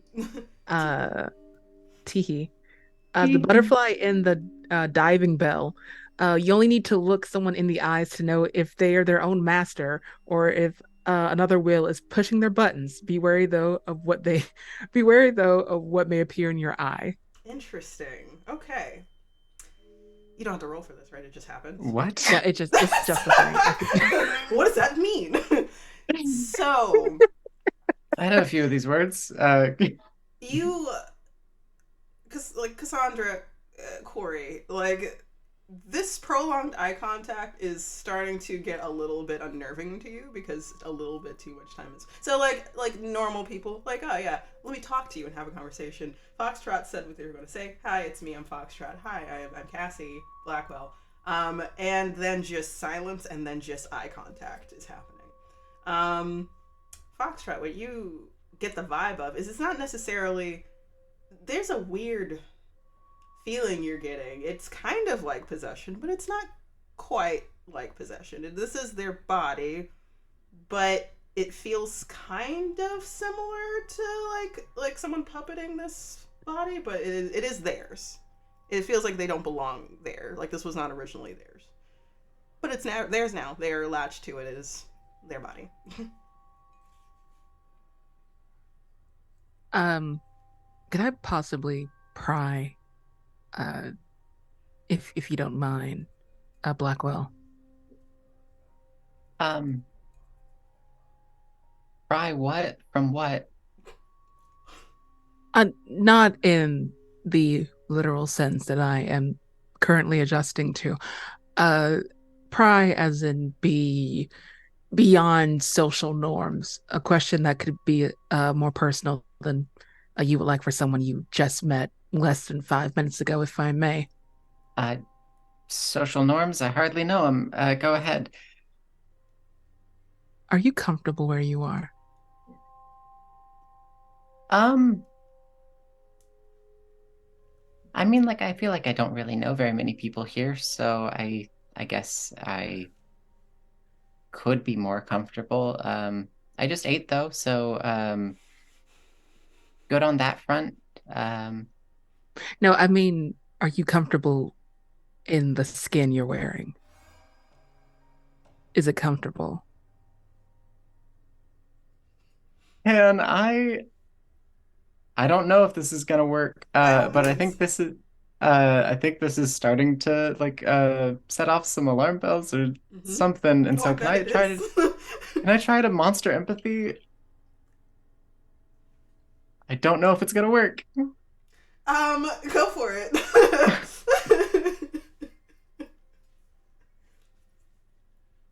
Oh, Jesus Christ. Did you pass or fail? Yeah, you failed. Okay, mark experience for anything you failed, by the way. 'Cause I think you failed Okey-doke. twice. I level up. Awesome. Awesome. Keep it going. Keep it going.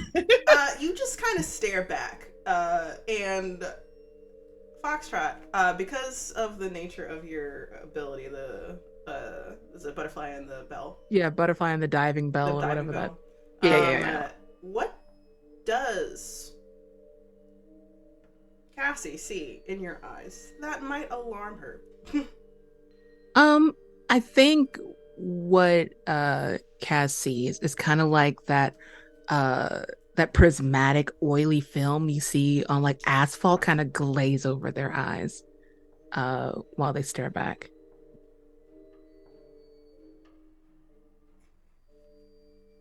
Okay.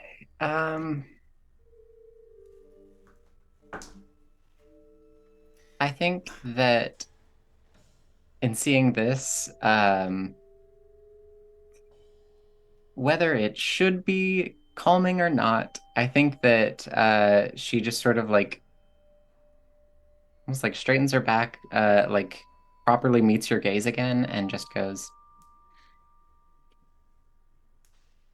"It took a long time for me to understand who I am, and recently things have changed. Some questions, some answers. And so for a while, I thought that any skin would do. Anything that wasn't the current state that I was in would be better than what I was. But I think that with all the new answers and all the new questions that keep popping up, I think I'm finding comfort in still having something to look for.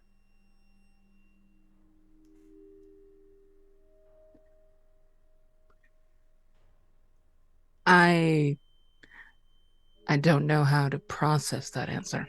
That sounds like something you would say in between the metaphorical and the literal answer. So I guess I'll stop prying. I'm so sorry if I made you uncomfortable. You didn't, but I would say that, and I do mean this just as plainly as I say it, I would advise that if you just saw anything or came to an understanding that most people wouldn't about me, it might be best to keep that to yourself. I don't know what you're talking about. Good. No, I don't, but okay. I think that's better than I think. Maybe I read the situation wrong. No, I think we are both out of our league in terms of social interactions, but I guess that's a good thing because we can all learn and keep moving. Like I am about to keep moving, and then they go sit. I would say Oh, literally as you go to sit, like when Ezra notices that you need help, Corey. So like as you're leaving, Ezra's like, "Hey, you good?" Like eyes follow Foxtrot as like they leave.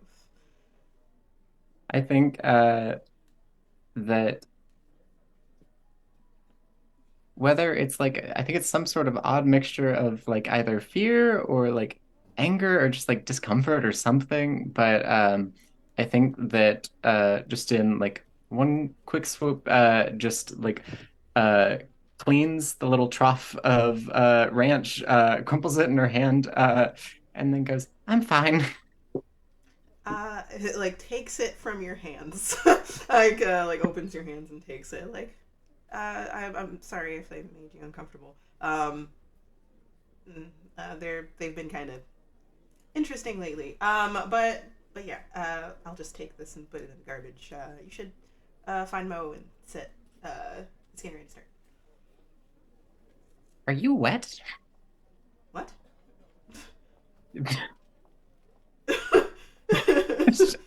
Just like debating whether or not to like try and like brush off the tea, but like Oh, I'm gonna go find Mo. I'm fine. Yeah, I bumped it. Don't Mariah worry about Jackson. it. Yeah.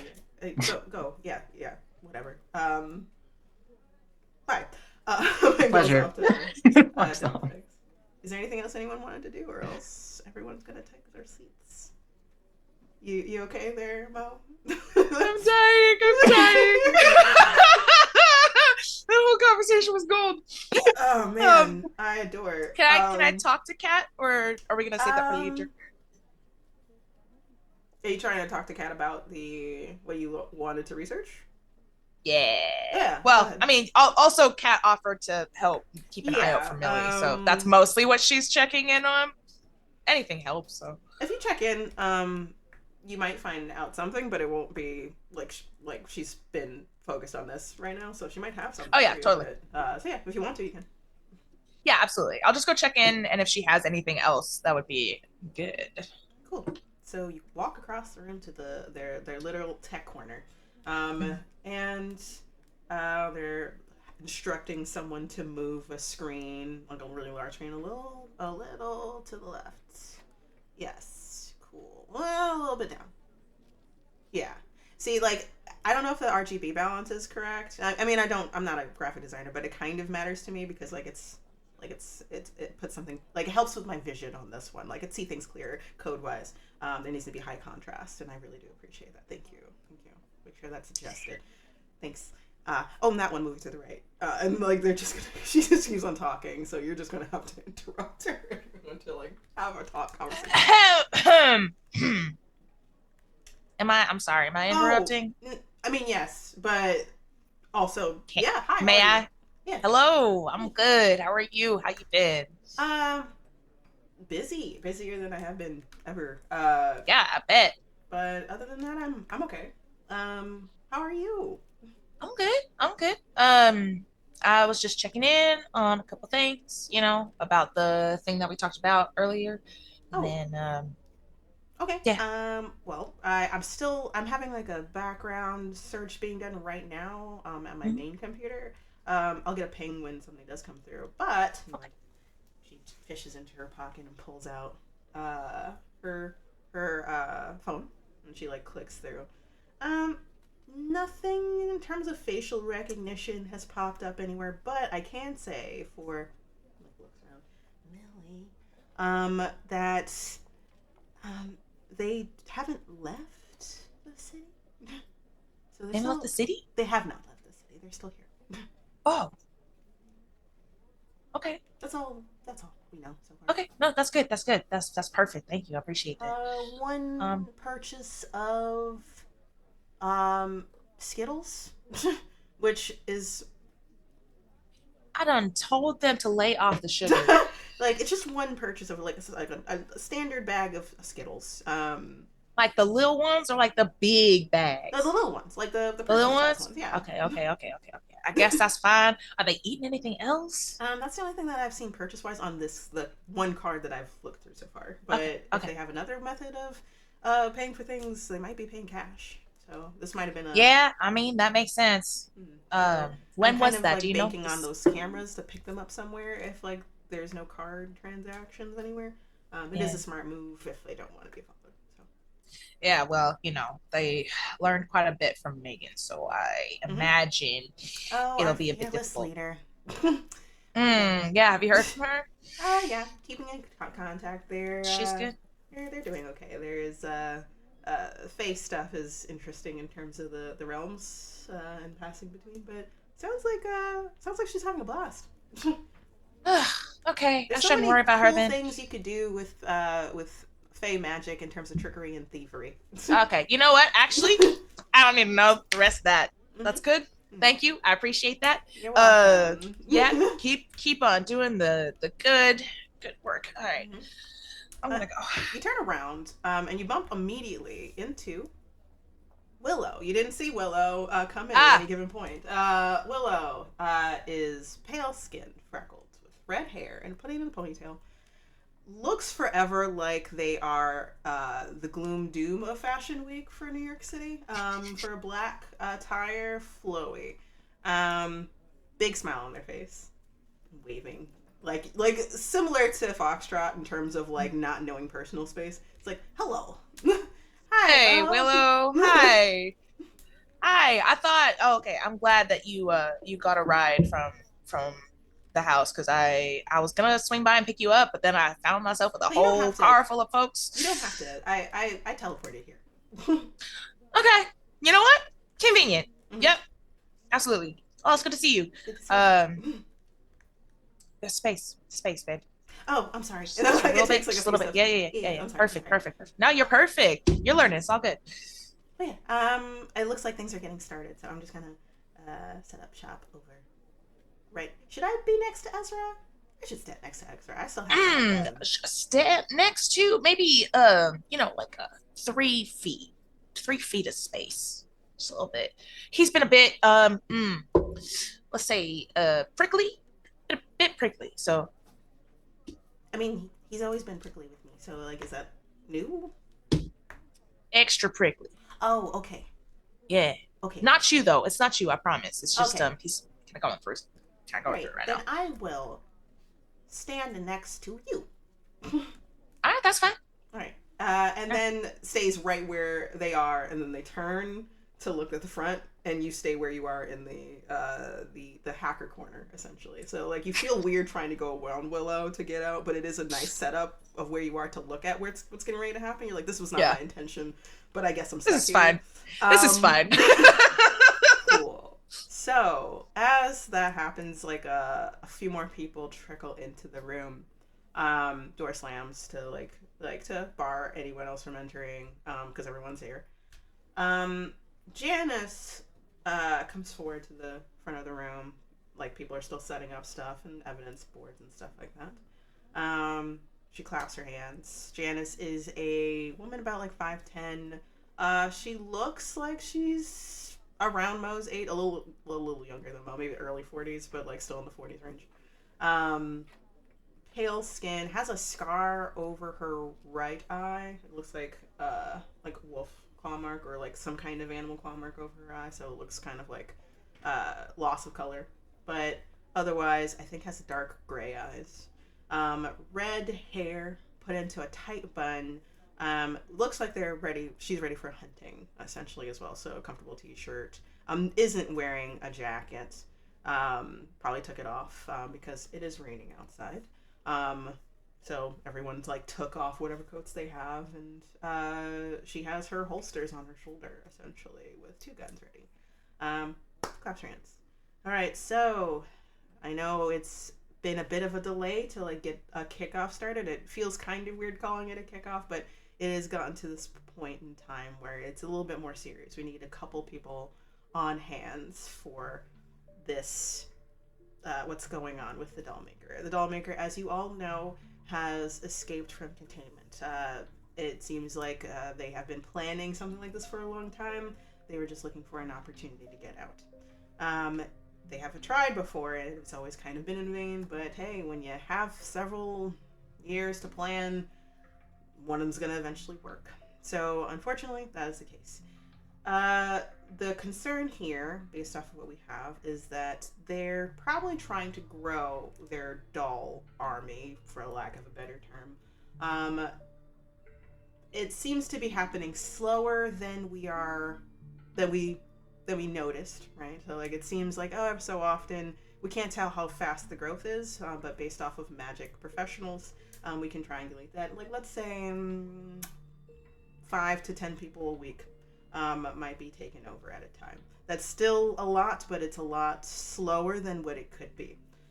Which is if he fully got out, for instance. It seems like there's some form of bifurcation. We don't know what happened there because he's still in our containment, but also there has been a uptick of spread.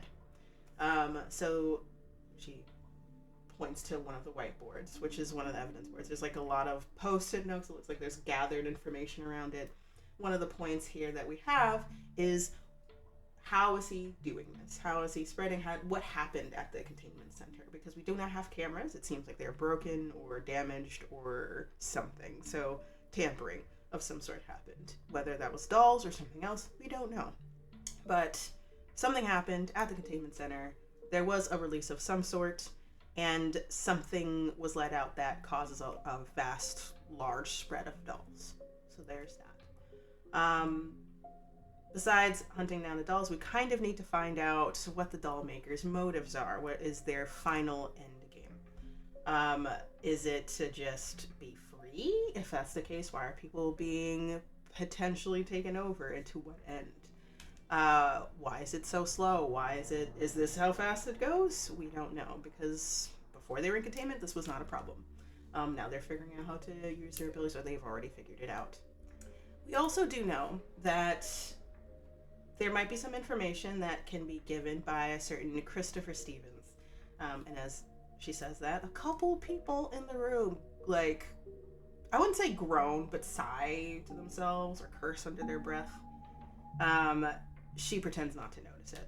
And she's like, he has been in a coma for about 3 years, because of damage that had been done to him in the interrogation. Looks at Mo at that one. But if we can perhaps revive him or find out information from him, which someone is working on that right now, a doctor and a restorative professional, Jack Olson, is repairing his memory. Perhaps he knows a couple of things. The original spread had been because of the journal that had been taken in by S12. Now that's in containment, the spread is happening in a different way. But we need to kind of find out where the journal came from, who bought it from Chris, because apparently Chris sold it. And perhaps get a log of whoever purchased things from Chris, anything that was meant for the core that they got their hands on and kept to themselves. We want to verify how many things had been sold. So far, we believe it's 2. We want to hope that it's 2. If there's anything more, or if there's anything else tied to the doll maker, we kind of need to know. So that is what we're working with. There's a couple of other things that we're worried about, but you can see that on the evidence board. We are going to be separating a couple of you into teams. You'll be tasked with doing certain things in regards to that. Different aspects of research and different aspects of hunting down dolls. That is another reason why you're all here. Hunting the dolls down. Try not to kill them, because they are people. We don't know how long they've been possessed. That could mean that they're already dead, which is unfortunate. But if you can capture or incapacitate and then have them bought into the core for exorcism or expelling, that would be most appreciated. If there's no other way around it, then of course. But we're trying to save as many people as possible. Any questions so far? Points across the room. Seems like no one. I have a Calamity question. Sure. What was the connection with the journal again? The doll maker made that is a doll maker's journal. That is something that they made for someone Okay. a long time ago. It has the ability to slowly infect someone, but it takes a longer amount of time. Whereas now that they're out, it takes less than an hour to possess someone versus this takes 4 days to possess someone max, or a day in terms of Mo, because Mo, like, don't it's fine. For story it was great. For me it was great for me too, just really bad for Mo. For Mo, but story, yes. So without further ado, we're going to split people up. Janice looks to you, Mo. For S12, who is kind of spearheading this, we're going to have Mo, Ezra, Theo. We're adding to Foxtrot as well, and Cameron. If you're okay with that, Cameron, I know you tend to be freelance, but I've heard your work is good in regards to that. I am here to help. Thank you. I would love to say Cassie, but Cassie, this is a new thing for you. I don't want you to be out in the field at the moment, but you can be on call to assist S12 in any shape or form. Is that okay with you? I mean, with all due permission to speak freely, sorry, I'm new to this. Sure. Okay. I have seen what Miss Jackson can do, as well as Mr. Theo and Mr. Todd. I can keep myself out of trouble, and I would very much appreciate being able to help more. I mean, I was kind of brought into the fray, and I know that it was my idea to stay in the fray, but there's a lot going on, and it seems like we could use all hands on deck. And so It sounds like you're trying to convince her right now. Yes. Roll and tell me what you get. Can I help? Sure. I would like to, and to do this, I would look at Janice and say, I would consider her part of my team. I would protect her. All right. And so this is just manipulate someone? Mm-hmm. That's an 11. And then with help, if Mo does, then that's a 12. I mean, I do believe. It doesn't, it's already a full success. It's a full success regardless. Yep. So I'm gonna do something to you. I'm so sorry. So Janice looks at you and cocks an eyebrow. It doesn't matter. Protocol is protocol.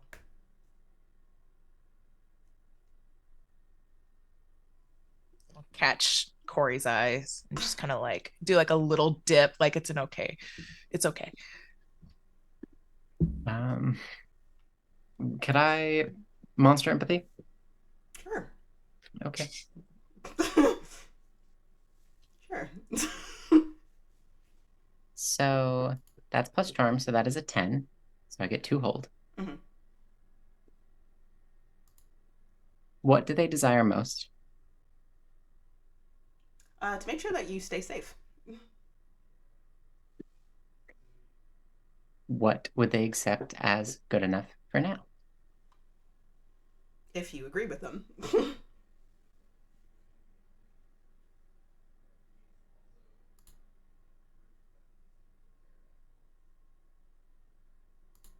Okay. I think that going into this, she was definitely okay, don't attract attention to yourself. And she's that's sort of been her mantra. And yeah, she already did, so make her go home. She will respond, thank you for keeping an eye out for me. I do appreciate that. I understand that, and she just sort of looks over at the wall of missing people. Mm-hmm. I understand that that's a bit of a sore spot for you right now. Mm.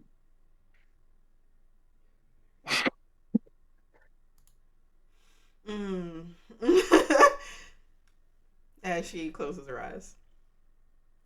I would very much like it if everyone stayed where they were in terms of you are not an active member. You have gun license. You are not allowed to fire it unless you're in a dire situation. That means something attacking command center or while you're out and not out on parole or patrol, essentially. I would prefer if you stayed where you were. That might change in the meantime. Either you head back to the core or you stay here.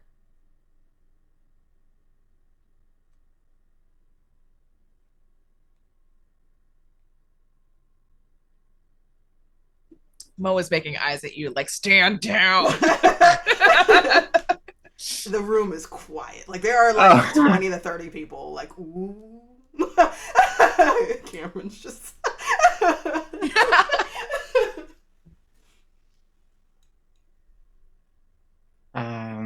You can help your team by providing information.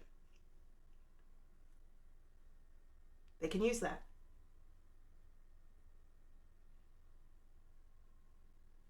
Ezra like lifts her hand. I can stay behind with her if that works. No, it's okay. She's right. I'm new to this, and so it's better off that I stay back here. So yes. All right. Foxtrot agent. Yes. Yes. I hate to bring this up, but seeing that we are all gathered in the same room at the same time, I would like some clarification with Ezra.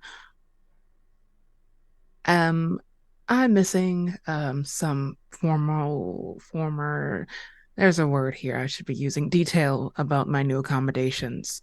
We had verbal altercation, if I can put it simply, about my new station. Right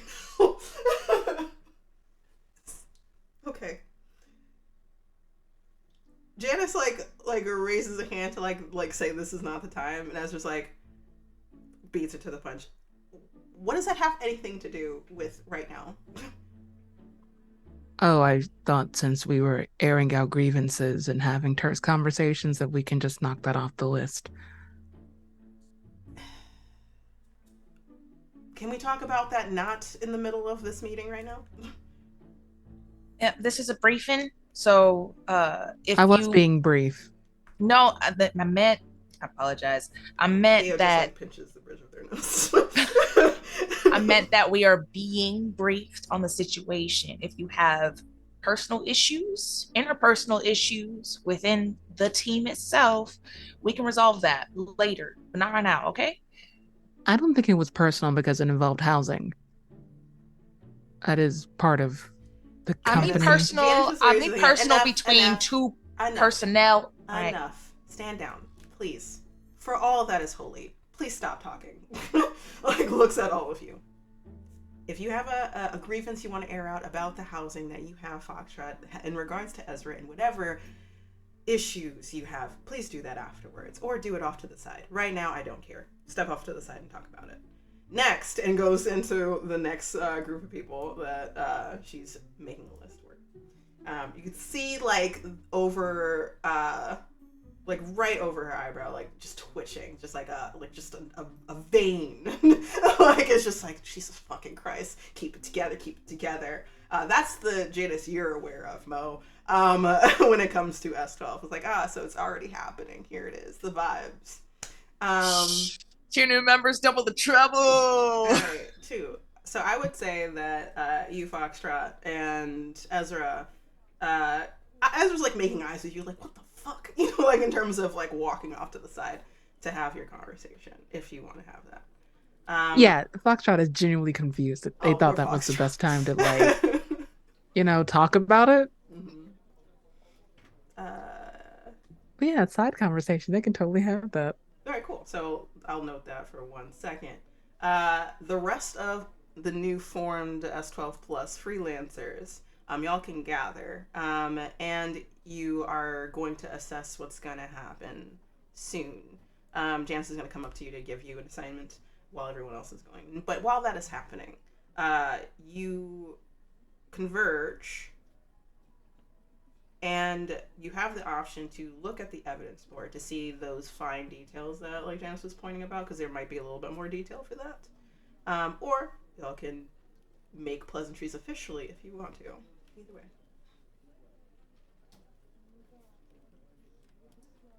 Can I even... Oh, sorry. No, go ahead.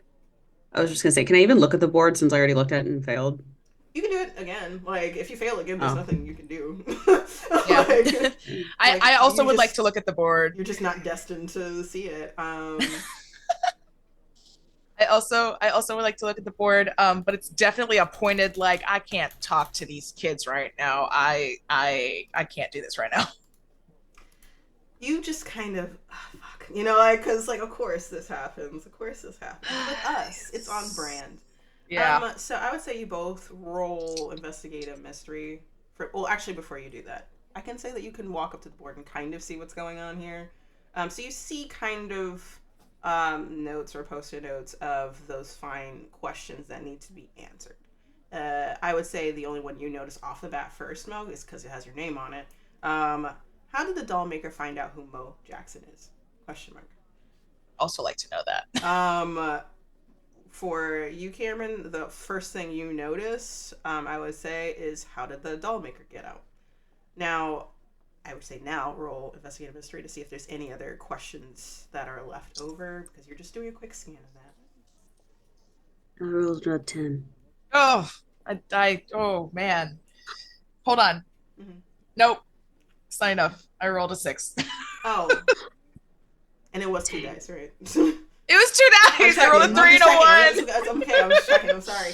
Oh no, you're good. I'm tragic right now. It's fine. I'm distracted because I'm keeping an ear out for the conversation between Ezra and Foxtrot, because if I have to like break up a fight. It's fine. So Cameron, you got a 10. And Mo, I would say, Mo, that when you're trying to look up what's going on, your phone rings. Or actually, you get a ping. I wouldn't say you get a phone ring. Like, it's a ping. Okay. Yeah, I'll get distracted by that. Okay. Look at my phone. You look at your phone. It is a message from Damian Lucas. Ah, hell. Ah, jeez. Okay. Damn. What a reaction. Yeah, no, I look at it and I'm like, what's the like preview? So the preview, like, before you see the ... that fade out before you need to, like, hey, I'm back in the city and ...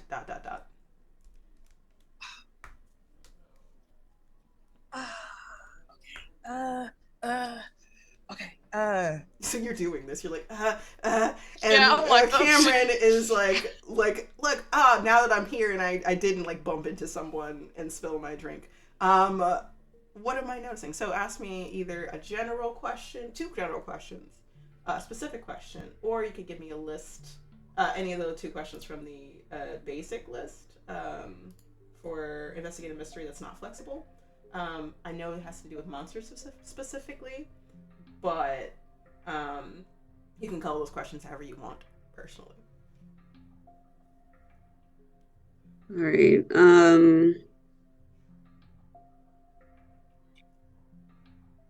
So what exactly am I like seeing on the board? Can I ask that first? Yes. Just really quick.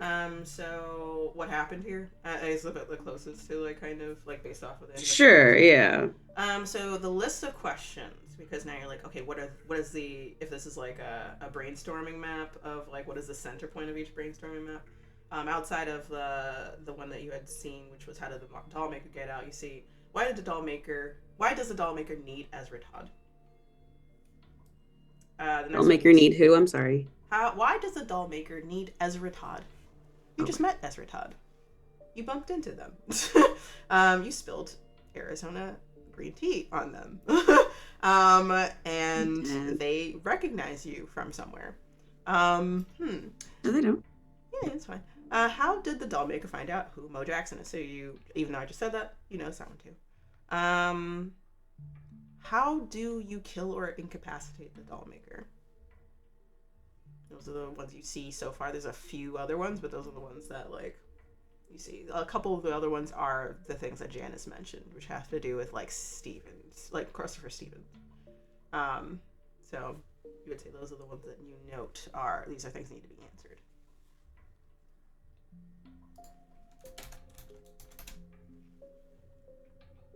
And one more question. While Mo is fumbling next to you. What do I do? I kind of want to say, where did it go? But that seems very direct. Where did it go in terms of where did the doll maker go? Yeah. So there's like a couple of branched out theories people have that they noted. Whoever like first set this place up, like they probably like put down every brainstorming session ever done in the last few weeks about this, and solidified or iterated it down or synthesized the information down. So the only thing that you see that's like enough is that like they either went to where you are, Hell's Kitchen. Like, so there's that. They could have gone to somewhere abandoned in Manhattan. There's several abandoned places. Or they're hiding in plain sight somewhere. So, like, there's that. And I would also say that, like, if they were released, like, is it one particular person, like in terms of like one entity released? How does that work if this is like dolls that are a part of a hive mind situation? So like if they're released, why is that different now? So do they need to hide? Are they in plain sight? They could either be in Hell's Kitchen, a lower part of Manhattan, abandoned places in Manhattan, but they're definitely in the Manhattan area, not Brooklyn, not Queens, not the Bronx is a little too far. A lot of whatever they need, high density population, is Manhattan. The one thing you do know they want is people, for sure. That's not changing. So like, oh, there's people coming in from different boroughs, traveling from out of town to New York, and people are traveling in terms of international, like pick a thing, right? So like, so many people are here. This is perfect. So they have to be in Manhattan itself. The island. I think that's it. Those are the two questions you had. All right. So you're noting that. Cool. Are you taking like? I'm assuming you're taking notes on your phone, or you're just like, nah, right here. Oh yeah, I could. In the memory bank. No. No. They got -1 sharp. No.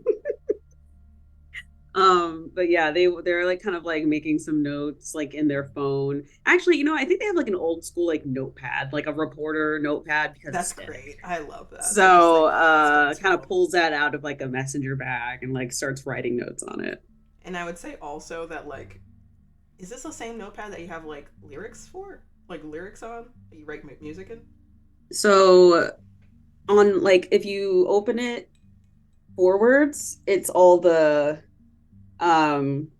like ghost notes, but if you open it the other way, like on the other side of the pages, then it would be lyrics. Cool. All right, so I would say the way it is, like people would not notice that unless they're actively looking for it. Yeah. Like, oh yeah, you're a music writer. I'm looking for a music, like someone that, like, we know you're a music writer. No one knows this about you. Yeah. So you kind of notice Mo is like frazzled next to you, but you are so in the zone right now. We'll get back to you, Mo. It's fine. Foxtrot. Ezra, half tempted to pull you to the side, but just like instead captures you with his eyes about like going over there to talk about this. And you go to a corner similar to the corner that Cordelia originally was in, just licking ranch out of a cup. So pulls you to be in front of him. It's like, okay, what did you want to ask me? What grievance? What's going on? You seemed very emotional when we first talked, and I just want to know. Don't, like, I've been called emotional and dramatic. I'm kind of over it right now. Okay, then you were reacting a certain way that caused concern. Is that better than calling you emotional? I don't know why that's worse, but continue. What did you need? Is there any way I can help? I know I gave you another day, but is that enough time to adjust? Was there someone important to you there? Why is Yes, that? someone important was there. Family. They went missing. So you had family in the core. Yes. They left. They went missing. We don't know why. Just reported this week. I thought the Corps would be a little bit more lenient, and because they've been AWOL, they've done a couple of things in the Corps that aren't great, and I just feel like they just wanted to get them out of there, and this was a reason to. So, okay, I guess my next question is, one, would they come back? And two, are you sure that they just went AWOL and just is enjoying their life? I don't know if they'd come back, and no, they definitely didn't go AWOL and enjoy the life. The situation that they left on is pretty not great, so it's... You didn't do anything wrong, Agent Foxtrot, which is still weird calling you Agent, by the way. It's okay, you can just call me Foxtrot. All right, Foxtrot. You're okay with having the room. It's not your fault. It's not like you did any of this. I just would have appreciated if they were... Well, you don't know that, but I'm glad you trust me anyway. I don't trust you, but I'm giving you the benefit of the doubt here. Like, you're a hunter. You're trying to help humanity by hunting things. At the very least, that's something, right?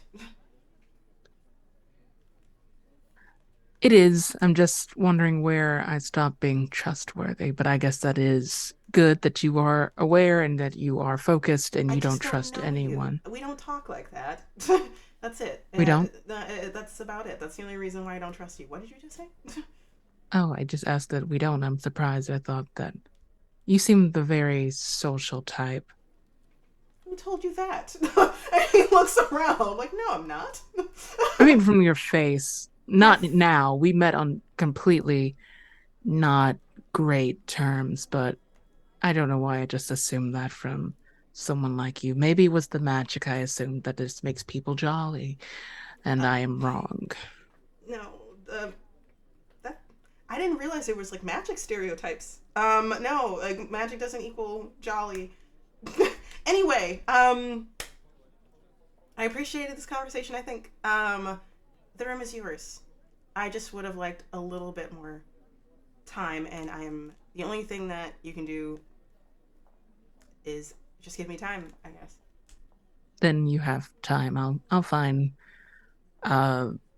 lodging so you can process your missing family. At this point, I think Cameron will like slide in, say, "Hey, I couldn't help but overhear. You're looking for somewhere to stay?" You have very good hearing, or I you are do. incredibly nosy. I'm both. That You're you're direct. I multi-talented. like That you. is. Oh, Thank that. you. I like you. But if you are looking for housing, I could maybe set you up in my apartment until you figure something out. Just saying. One, I am a complete stranger. You should be more untrusting like him. Two, Oh, we work together, so. Would I be indebted to you? Is there rent? Nah. If you're just looking for somewhere to stay for a bit, that's totally fine. I just know what it's like to not have somewhere to crash. So just thought I'd offer. Okay, then that would be very commendable. Thank you. Yeah, no problem. And I Okay, bye. Slides out. Oh, okay. She really looks familiar. Like it's bothering me. Like he says as Cameron walks away. Thank you. I really do appreciate that. Giving me more time. Think nothing of it, surely. Do you seriously You're not thinking know of it. anything? I am thinking of it. I'm thinking about something else. Do you not know magic? at all.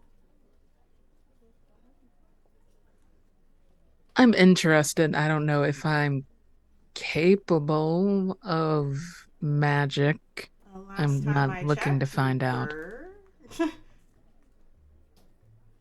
And that face does just like this. That face, like, fuck. What? Like, oop. Based off of Ezra's memory of Foxtrot, because has known Foxtrot for a while, like, not that great at it, but knows a little enough to be dangerous is the best way to put it. Not his level, or Theo's level of magic use, or even Millie's level. Just more like, I could do incantation every so often to stave off a monster for a little bit longer, but it's not really helpful.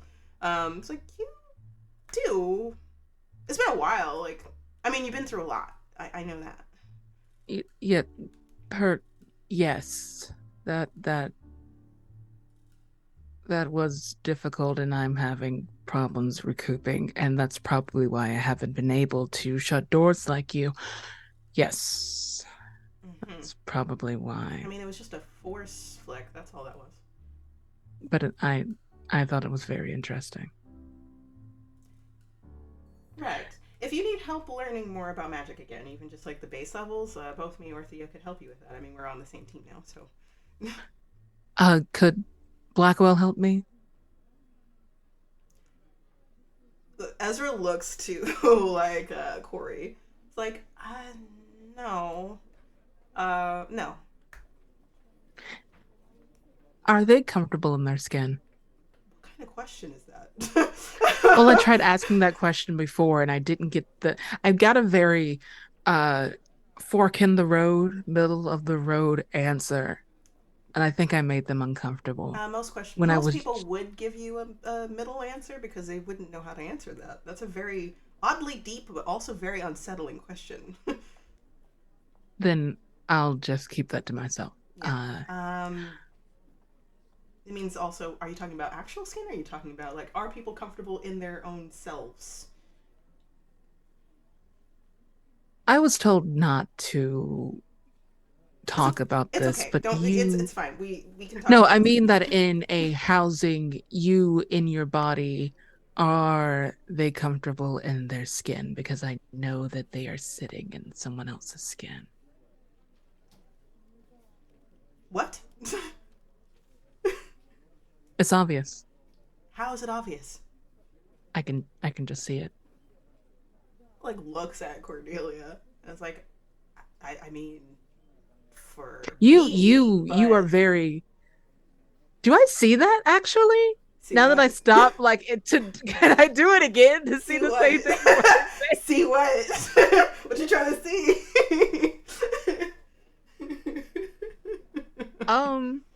What's the diving bell thing again? Yeah, what's the diving bell on Ezra? What does it say again? Hold on, let me look at your thing, because like, I was like, does it? Just about to watch every channel at once. Just like flicking to each member of S12, like, what's going on with you? What's up with you? What's up with you? What's up with you? Yeah. Please use this as often as possible. I'm living for it. Yes, Ezra is a master of his own body, but there's the potential that he won't be. Then I'll just resume. They stop halfway in that sentence of, like, you seem comfortable in you won't be comfortable in your skin for long. There's capabilities. Do you know? What? I'm gonna imagine your body being real estate, and it's currently being vacated, and now, or when, we don't know when, that it will have. I'm talking too much. You should just be careful. Theo comes out of left field, it's like, hey, Ezra, we should meet up with everybody. Like, in terms of, the dad energy is really hard. It's not normal that we see Theo do this. It's like, we're gonna go this way. Foxtrot, you care to join us as well? We're all meeting up to discuss things. Janice is gonna give us our assignment sometime soon. Yes, this is the briefing that I need. I'm so sorry. Sure. Ezra, like, walks away and, like, just side-eyes you and Theo both as they walk to meet everybody. Cool. Love that. So you all meet up. Corey, is there anything you wanted to do? I think that Corey has not stood up, and for a minute now has just been eyes flickering between Theo and Mo. Just with Parents. yeah, no, Work mom and work dad. yeah, looking for like I think anyone who knows her knows, like, even in this new body, there's a glint in her eye that just means I have a terrible idea, and I either need you to stop me or workshop this with me. Either way, it's gonna happen. So Mo, while you're like thinking of pressing this, because like I would say this all happened at the same time, so it's not like you're floundering for like a solid 4 minutes. So I could be. it could also be, but like because of where you are, it probably only takes like less than a minute. And then you feel your mom sense tingle, and your eyes lift up, and you see Corey in the corner, probably like making a face like, I could do something, kind of situation. You know what that look is.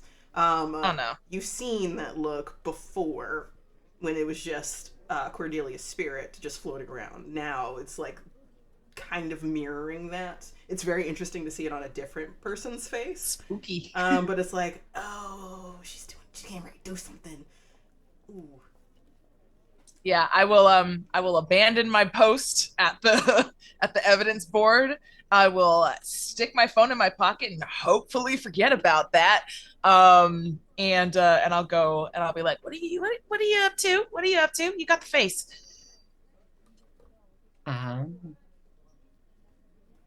I can get through to her. Through to who? To Janice. Oh, Cass, we don't have to.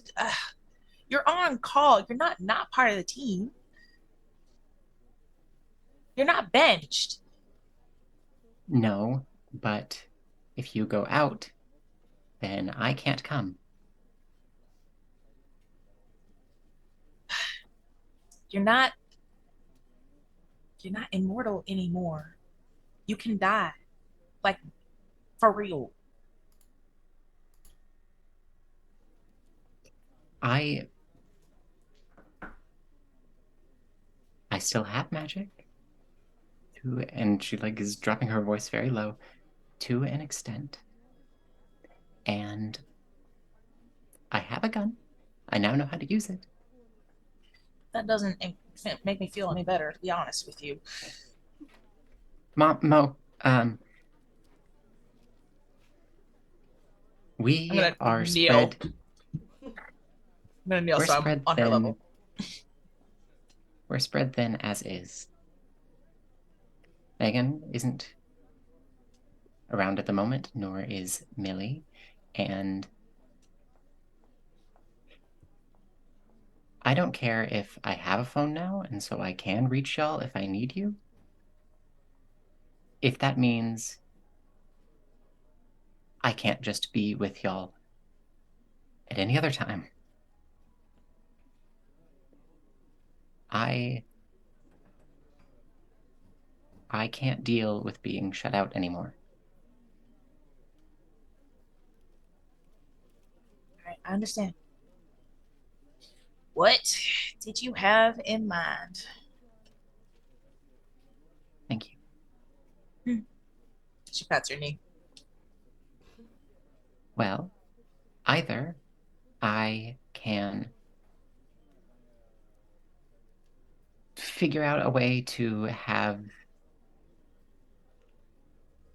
a me here, or like have a means of just pretending that I'm here, be it Jack just doing me a solid and telling Janice that I am in the core, which I wouldn't want to put that on them, or I think I can just convince her.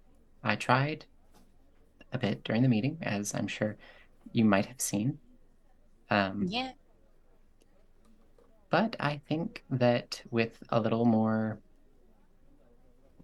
of my old flair, I could push a little further and get through to her. Do I want to know what you mean by old flair? Janice isn't mundane like you, and I guess like me now. Okay. Theo and Ezra. And I don't know what's up with the new person. Which one? Foxtrot. Oh. But they, and I don't mean just like awkward vibes. I mean that all of them have a mentality about them that I used to have. But I think if I tap into that again, I can push through and try and convince her. Okay, maybe wait a day to try that because I feel like you might have pushed a little too hard today. I was more thinking like cornering her before we leave. Oh, Cassie, I gotta tell you that I've been dealing with Janice for a long while now, and I can tell you that's not gonna work. She could just bench you. If you're on odds, you need to roll manipulate someone. Like, oh boy, yeah. Oh boy, because you're both like you're not backing down. It seems like so. I don't think that Cassie's backing down. If oh god, how no, there's no. I was gonna ask how likely do I think it's gonna work, but I don't know if there's a roll that I could make for that. So to be honest with you, just gut wise, because Janice mom's me, dude. Yeah, I would say depending on like if you pass a manipulate someone roll, I would ask you like, hey, what would you say to Mo to convince them? It could be like you. Like, oh no, I meant more what, how likely is it that Cordelia can convince Janice? I'm not sure that's a question that we can answer before we try. Yeah, like, I didn't think so either. Just happened, you do not feel like Cordelia can do anything based off of how that happened, the situation, like in the middle of debriefing, like it's just like, oh yeah, I want to do this. No, you cannot do that, but I want to. Still no. It's just like, yeah, I don't think it's gonna work. So you feel like it's not gonna work. Like, yeah. If that's I feel like it's. Approaches. I personally feel like it's not gonna work. Can I try one more thing before we do this roll off? Sure. Okay, my hand's gonna like tighten on your knee, and I'm gonna say, you know the consequences for this if you fail. She's our boss. She has the authority to bench us, all of us, not just you. And if we tip our hand about who you really are, that could be nasty for everyone involved. You know that. I know. Are you sure you can do it? I know that for a fact that I can push through. Okay. I don't know how receptive she will be just because she's her. All right. I don't think you have to roll if like Mo's already relenting. Yeah, Mo's buckling, so. Yeah, so you don't have to roll. All right. I can't help you with this one. I know. Okay. But if you get suspended, I'm not bailing you out. You understand? That's fair. Okay. I'd ask Willow anyway. Thank you. Yeah, no, that's fair. Alright, so Janice is just wrapping up the last groupings of people. Before coming to you, because you were the first group made. You all converge. And coming close, and she's like, okay, listen. So we just got a tip this afternoon. A dead body was found. We found a couple of them, right? Like one every few days. Um, this one might have some information to be provided on that. So I would say you go to the scene of the crime. It's been cordoned off already by cleaners. So like no one found the body that's, or if they did, like they don't remember of what happened or how they found the body. I think you'll be meeting another freelancer there. So if you would take that, you can take that, start there, follow that lead, bring any information you can back. That'll be the starting point. All right, sounds good. So yeah, I would say, and Janice like kind of tells you all where the location is. It is in Midtown, so it's not that far away. Like you could drive there or you could walk there. It depends on what you want to do, but it's, let's say, a 20-30 minute walk. It's raining. If you want to take a car, like that might be more. I feel like the car is big enough for everybody, right? It's an EX or EX. Is that what it is? EXT Escalade, the big one. The big one, yeah. So like, yeah. Hold on, I'm googling it. We Escalade. love this. EX. Yep, it's an EXT. EXT. All right. So, Fancy. yeah, it's definitely big enough for everybody. So, again, soccer mom in it, like that's where everyone's going. Like that's the plan, anyway.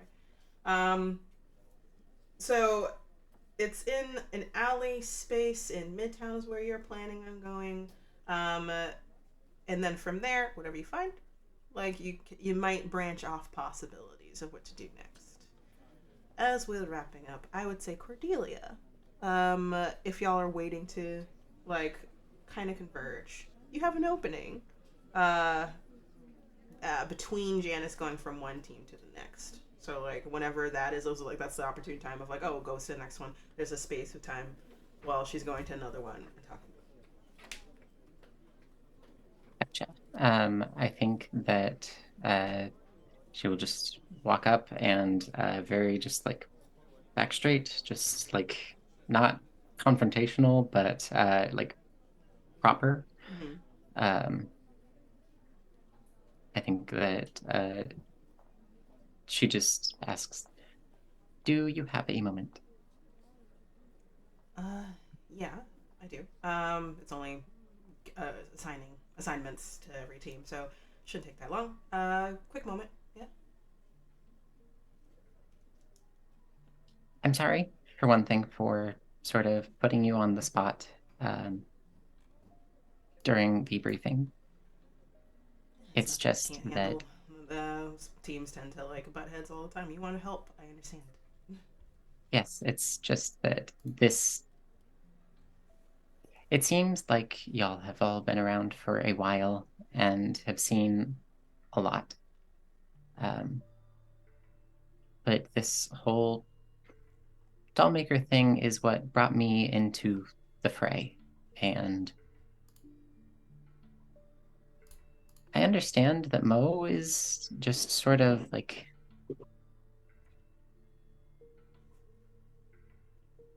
a normal person, and I mean, like, I know I am too, but a lot of the people here are more than that. They are preternatural, or just can do magic, or can turn into things and like shapeshift and the like. But as a just regular person, this is all very terrifying. And the only thing that I find more terrifying than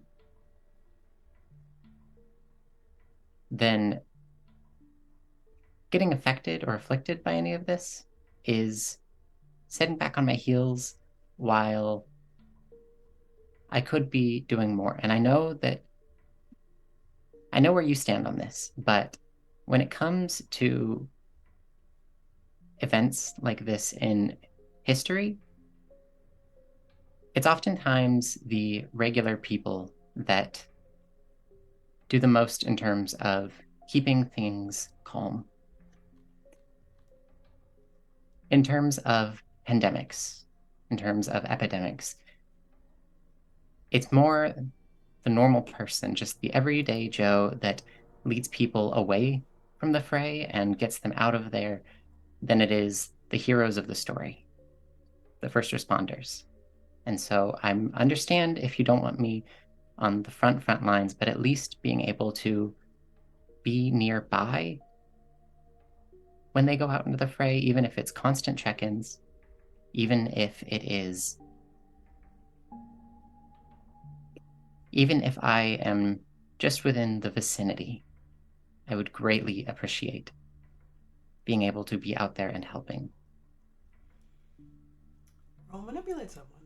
And now, because of your level up, you can manipulate her. Yes, since I took Dark Negotiator from the Monstrous playbook, my old Let's playbook. go. Have fun. That is 10 on the die for a 12. Awesome. Lovely. Wonderfully done. So it works fine. So let's see how... I guess this counts for a normal person, but we already know that they're not a normal person. Yeah. A 10 plus.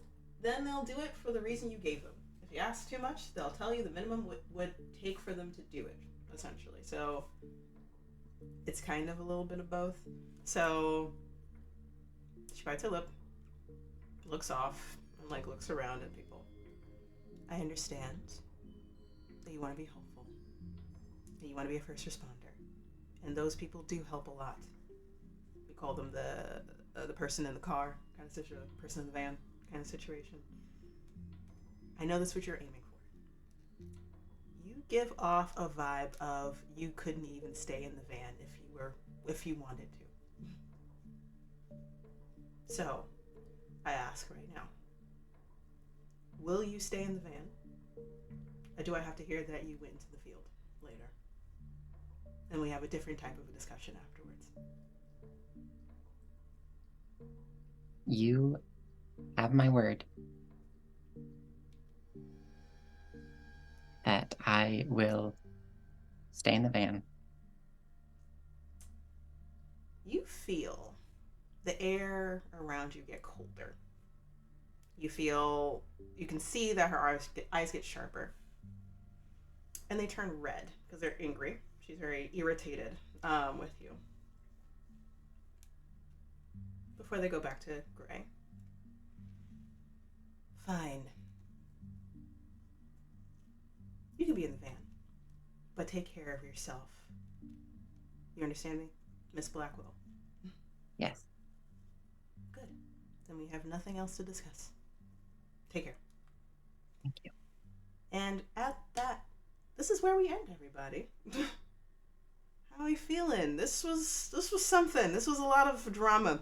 But yes, thank you everyone for staying tuned for episode 1, Eye of the Storm. I'm your keeper this evening, Ambrose, she, they pronouns, and we are going to go down the cast list from reverse order. Then, who are you and where can people find you?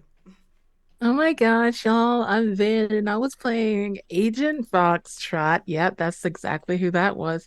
You can find me on Twitter at VinVoxVA or VinVox.com if you want to see my strictly professional voice acting stuff. Awesome. Jazz. What up? I'm Jazz. I use she, they pronouns, and I played Mo, who uses she, her pronouns. You can find me. You can find me on Twitter at 𝚘𝚎 for now. Don't know how long that's gonna be. This might be obsolete by the time this comes out. 𝚘𝚎 on most social media platforms except for Instagram, where I am Silver Star Soul. I don't know if you. I mean, I only really upload covers on there. But if you want to see me sing, you could. You don't have to. Anyway, yeah, I am here on Other Side of Studios. I'm also on 𝚘𝚎 on Tuesdays, where we do a Mists of Elixia 5e game. And then I'm also just kind of hanging around the Queen's Court game space and Girls Run These Worlds space. And I think that's it. I'm doing a lot. I think that's it. It's like there's the thing in the back of my head. I feel like there's something else. I know. I feel like I'm missing something, and it's terrible. I'm so sorry. But hey, check out Jazz. You should check me out. Hey, did you want to see something cool? Ow, ow, ow, ow, ow, ow. You should get my book. Yes! Yeah!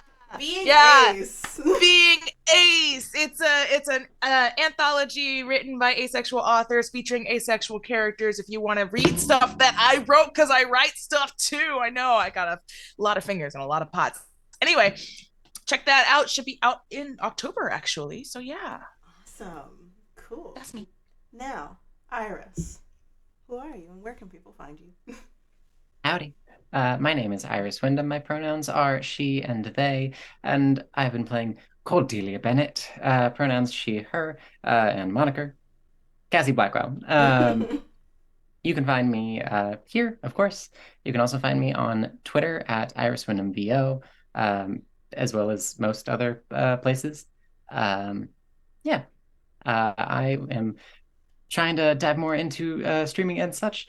So I'll keep my fingers crossed, and you can keep your eyes out for maybe I might be in something else as well. Keep y'all posted. Ooh, okay. And Calamity, who are you? Hello, everyone. My name is Calamity. I use she, they pronouns. I played Cameron today, who also uses she, they pronouns. If you want to find me and the things I do, I am Hey Calamity with 3 Y's at the end all over the internet. I do so many things. I do writing, I do performance, I do just all kinds of stuff. But this summer, and actually I don't know when this is coming out, but I'm working on some homebrew stuff that I hope to release soon. So keep an eye out on that. Awesome. And me. Hi, everyone. I'm Ambrose. I am the founder and creative director of Other Cider Studios. Please check out our merch shop because it is open. So please take your time. We have a lot of merch having to do with the show. Any future things that might be happening or may not, who knows, stuff that might be happening in the future. Let's see what happens there. I am also in a couple of other projects, but I am going to hold my tongue until it's announced, kind of situation. So we'll see. But awesome. Thank you all. And please take care. Yeah, we'll see you in episode 2. So, till then, see you on the other side.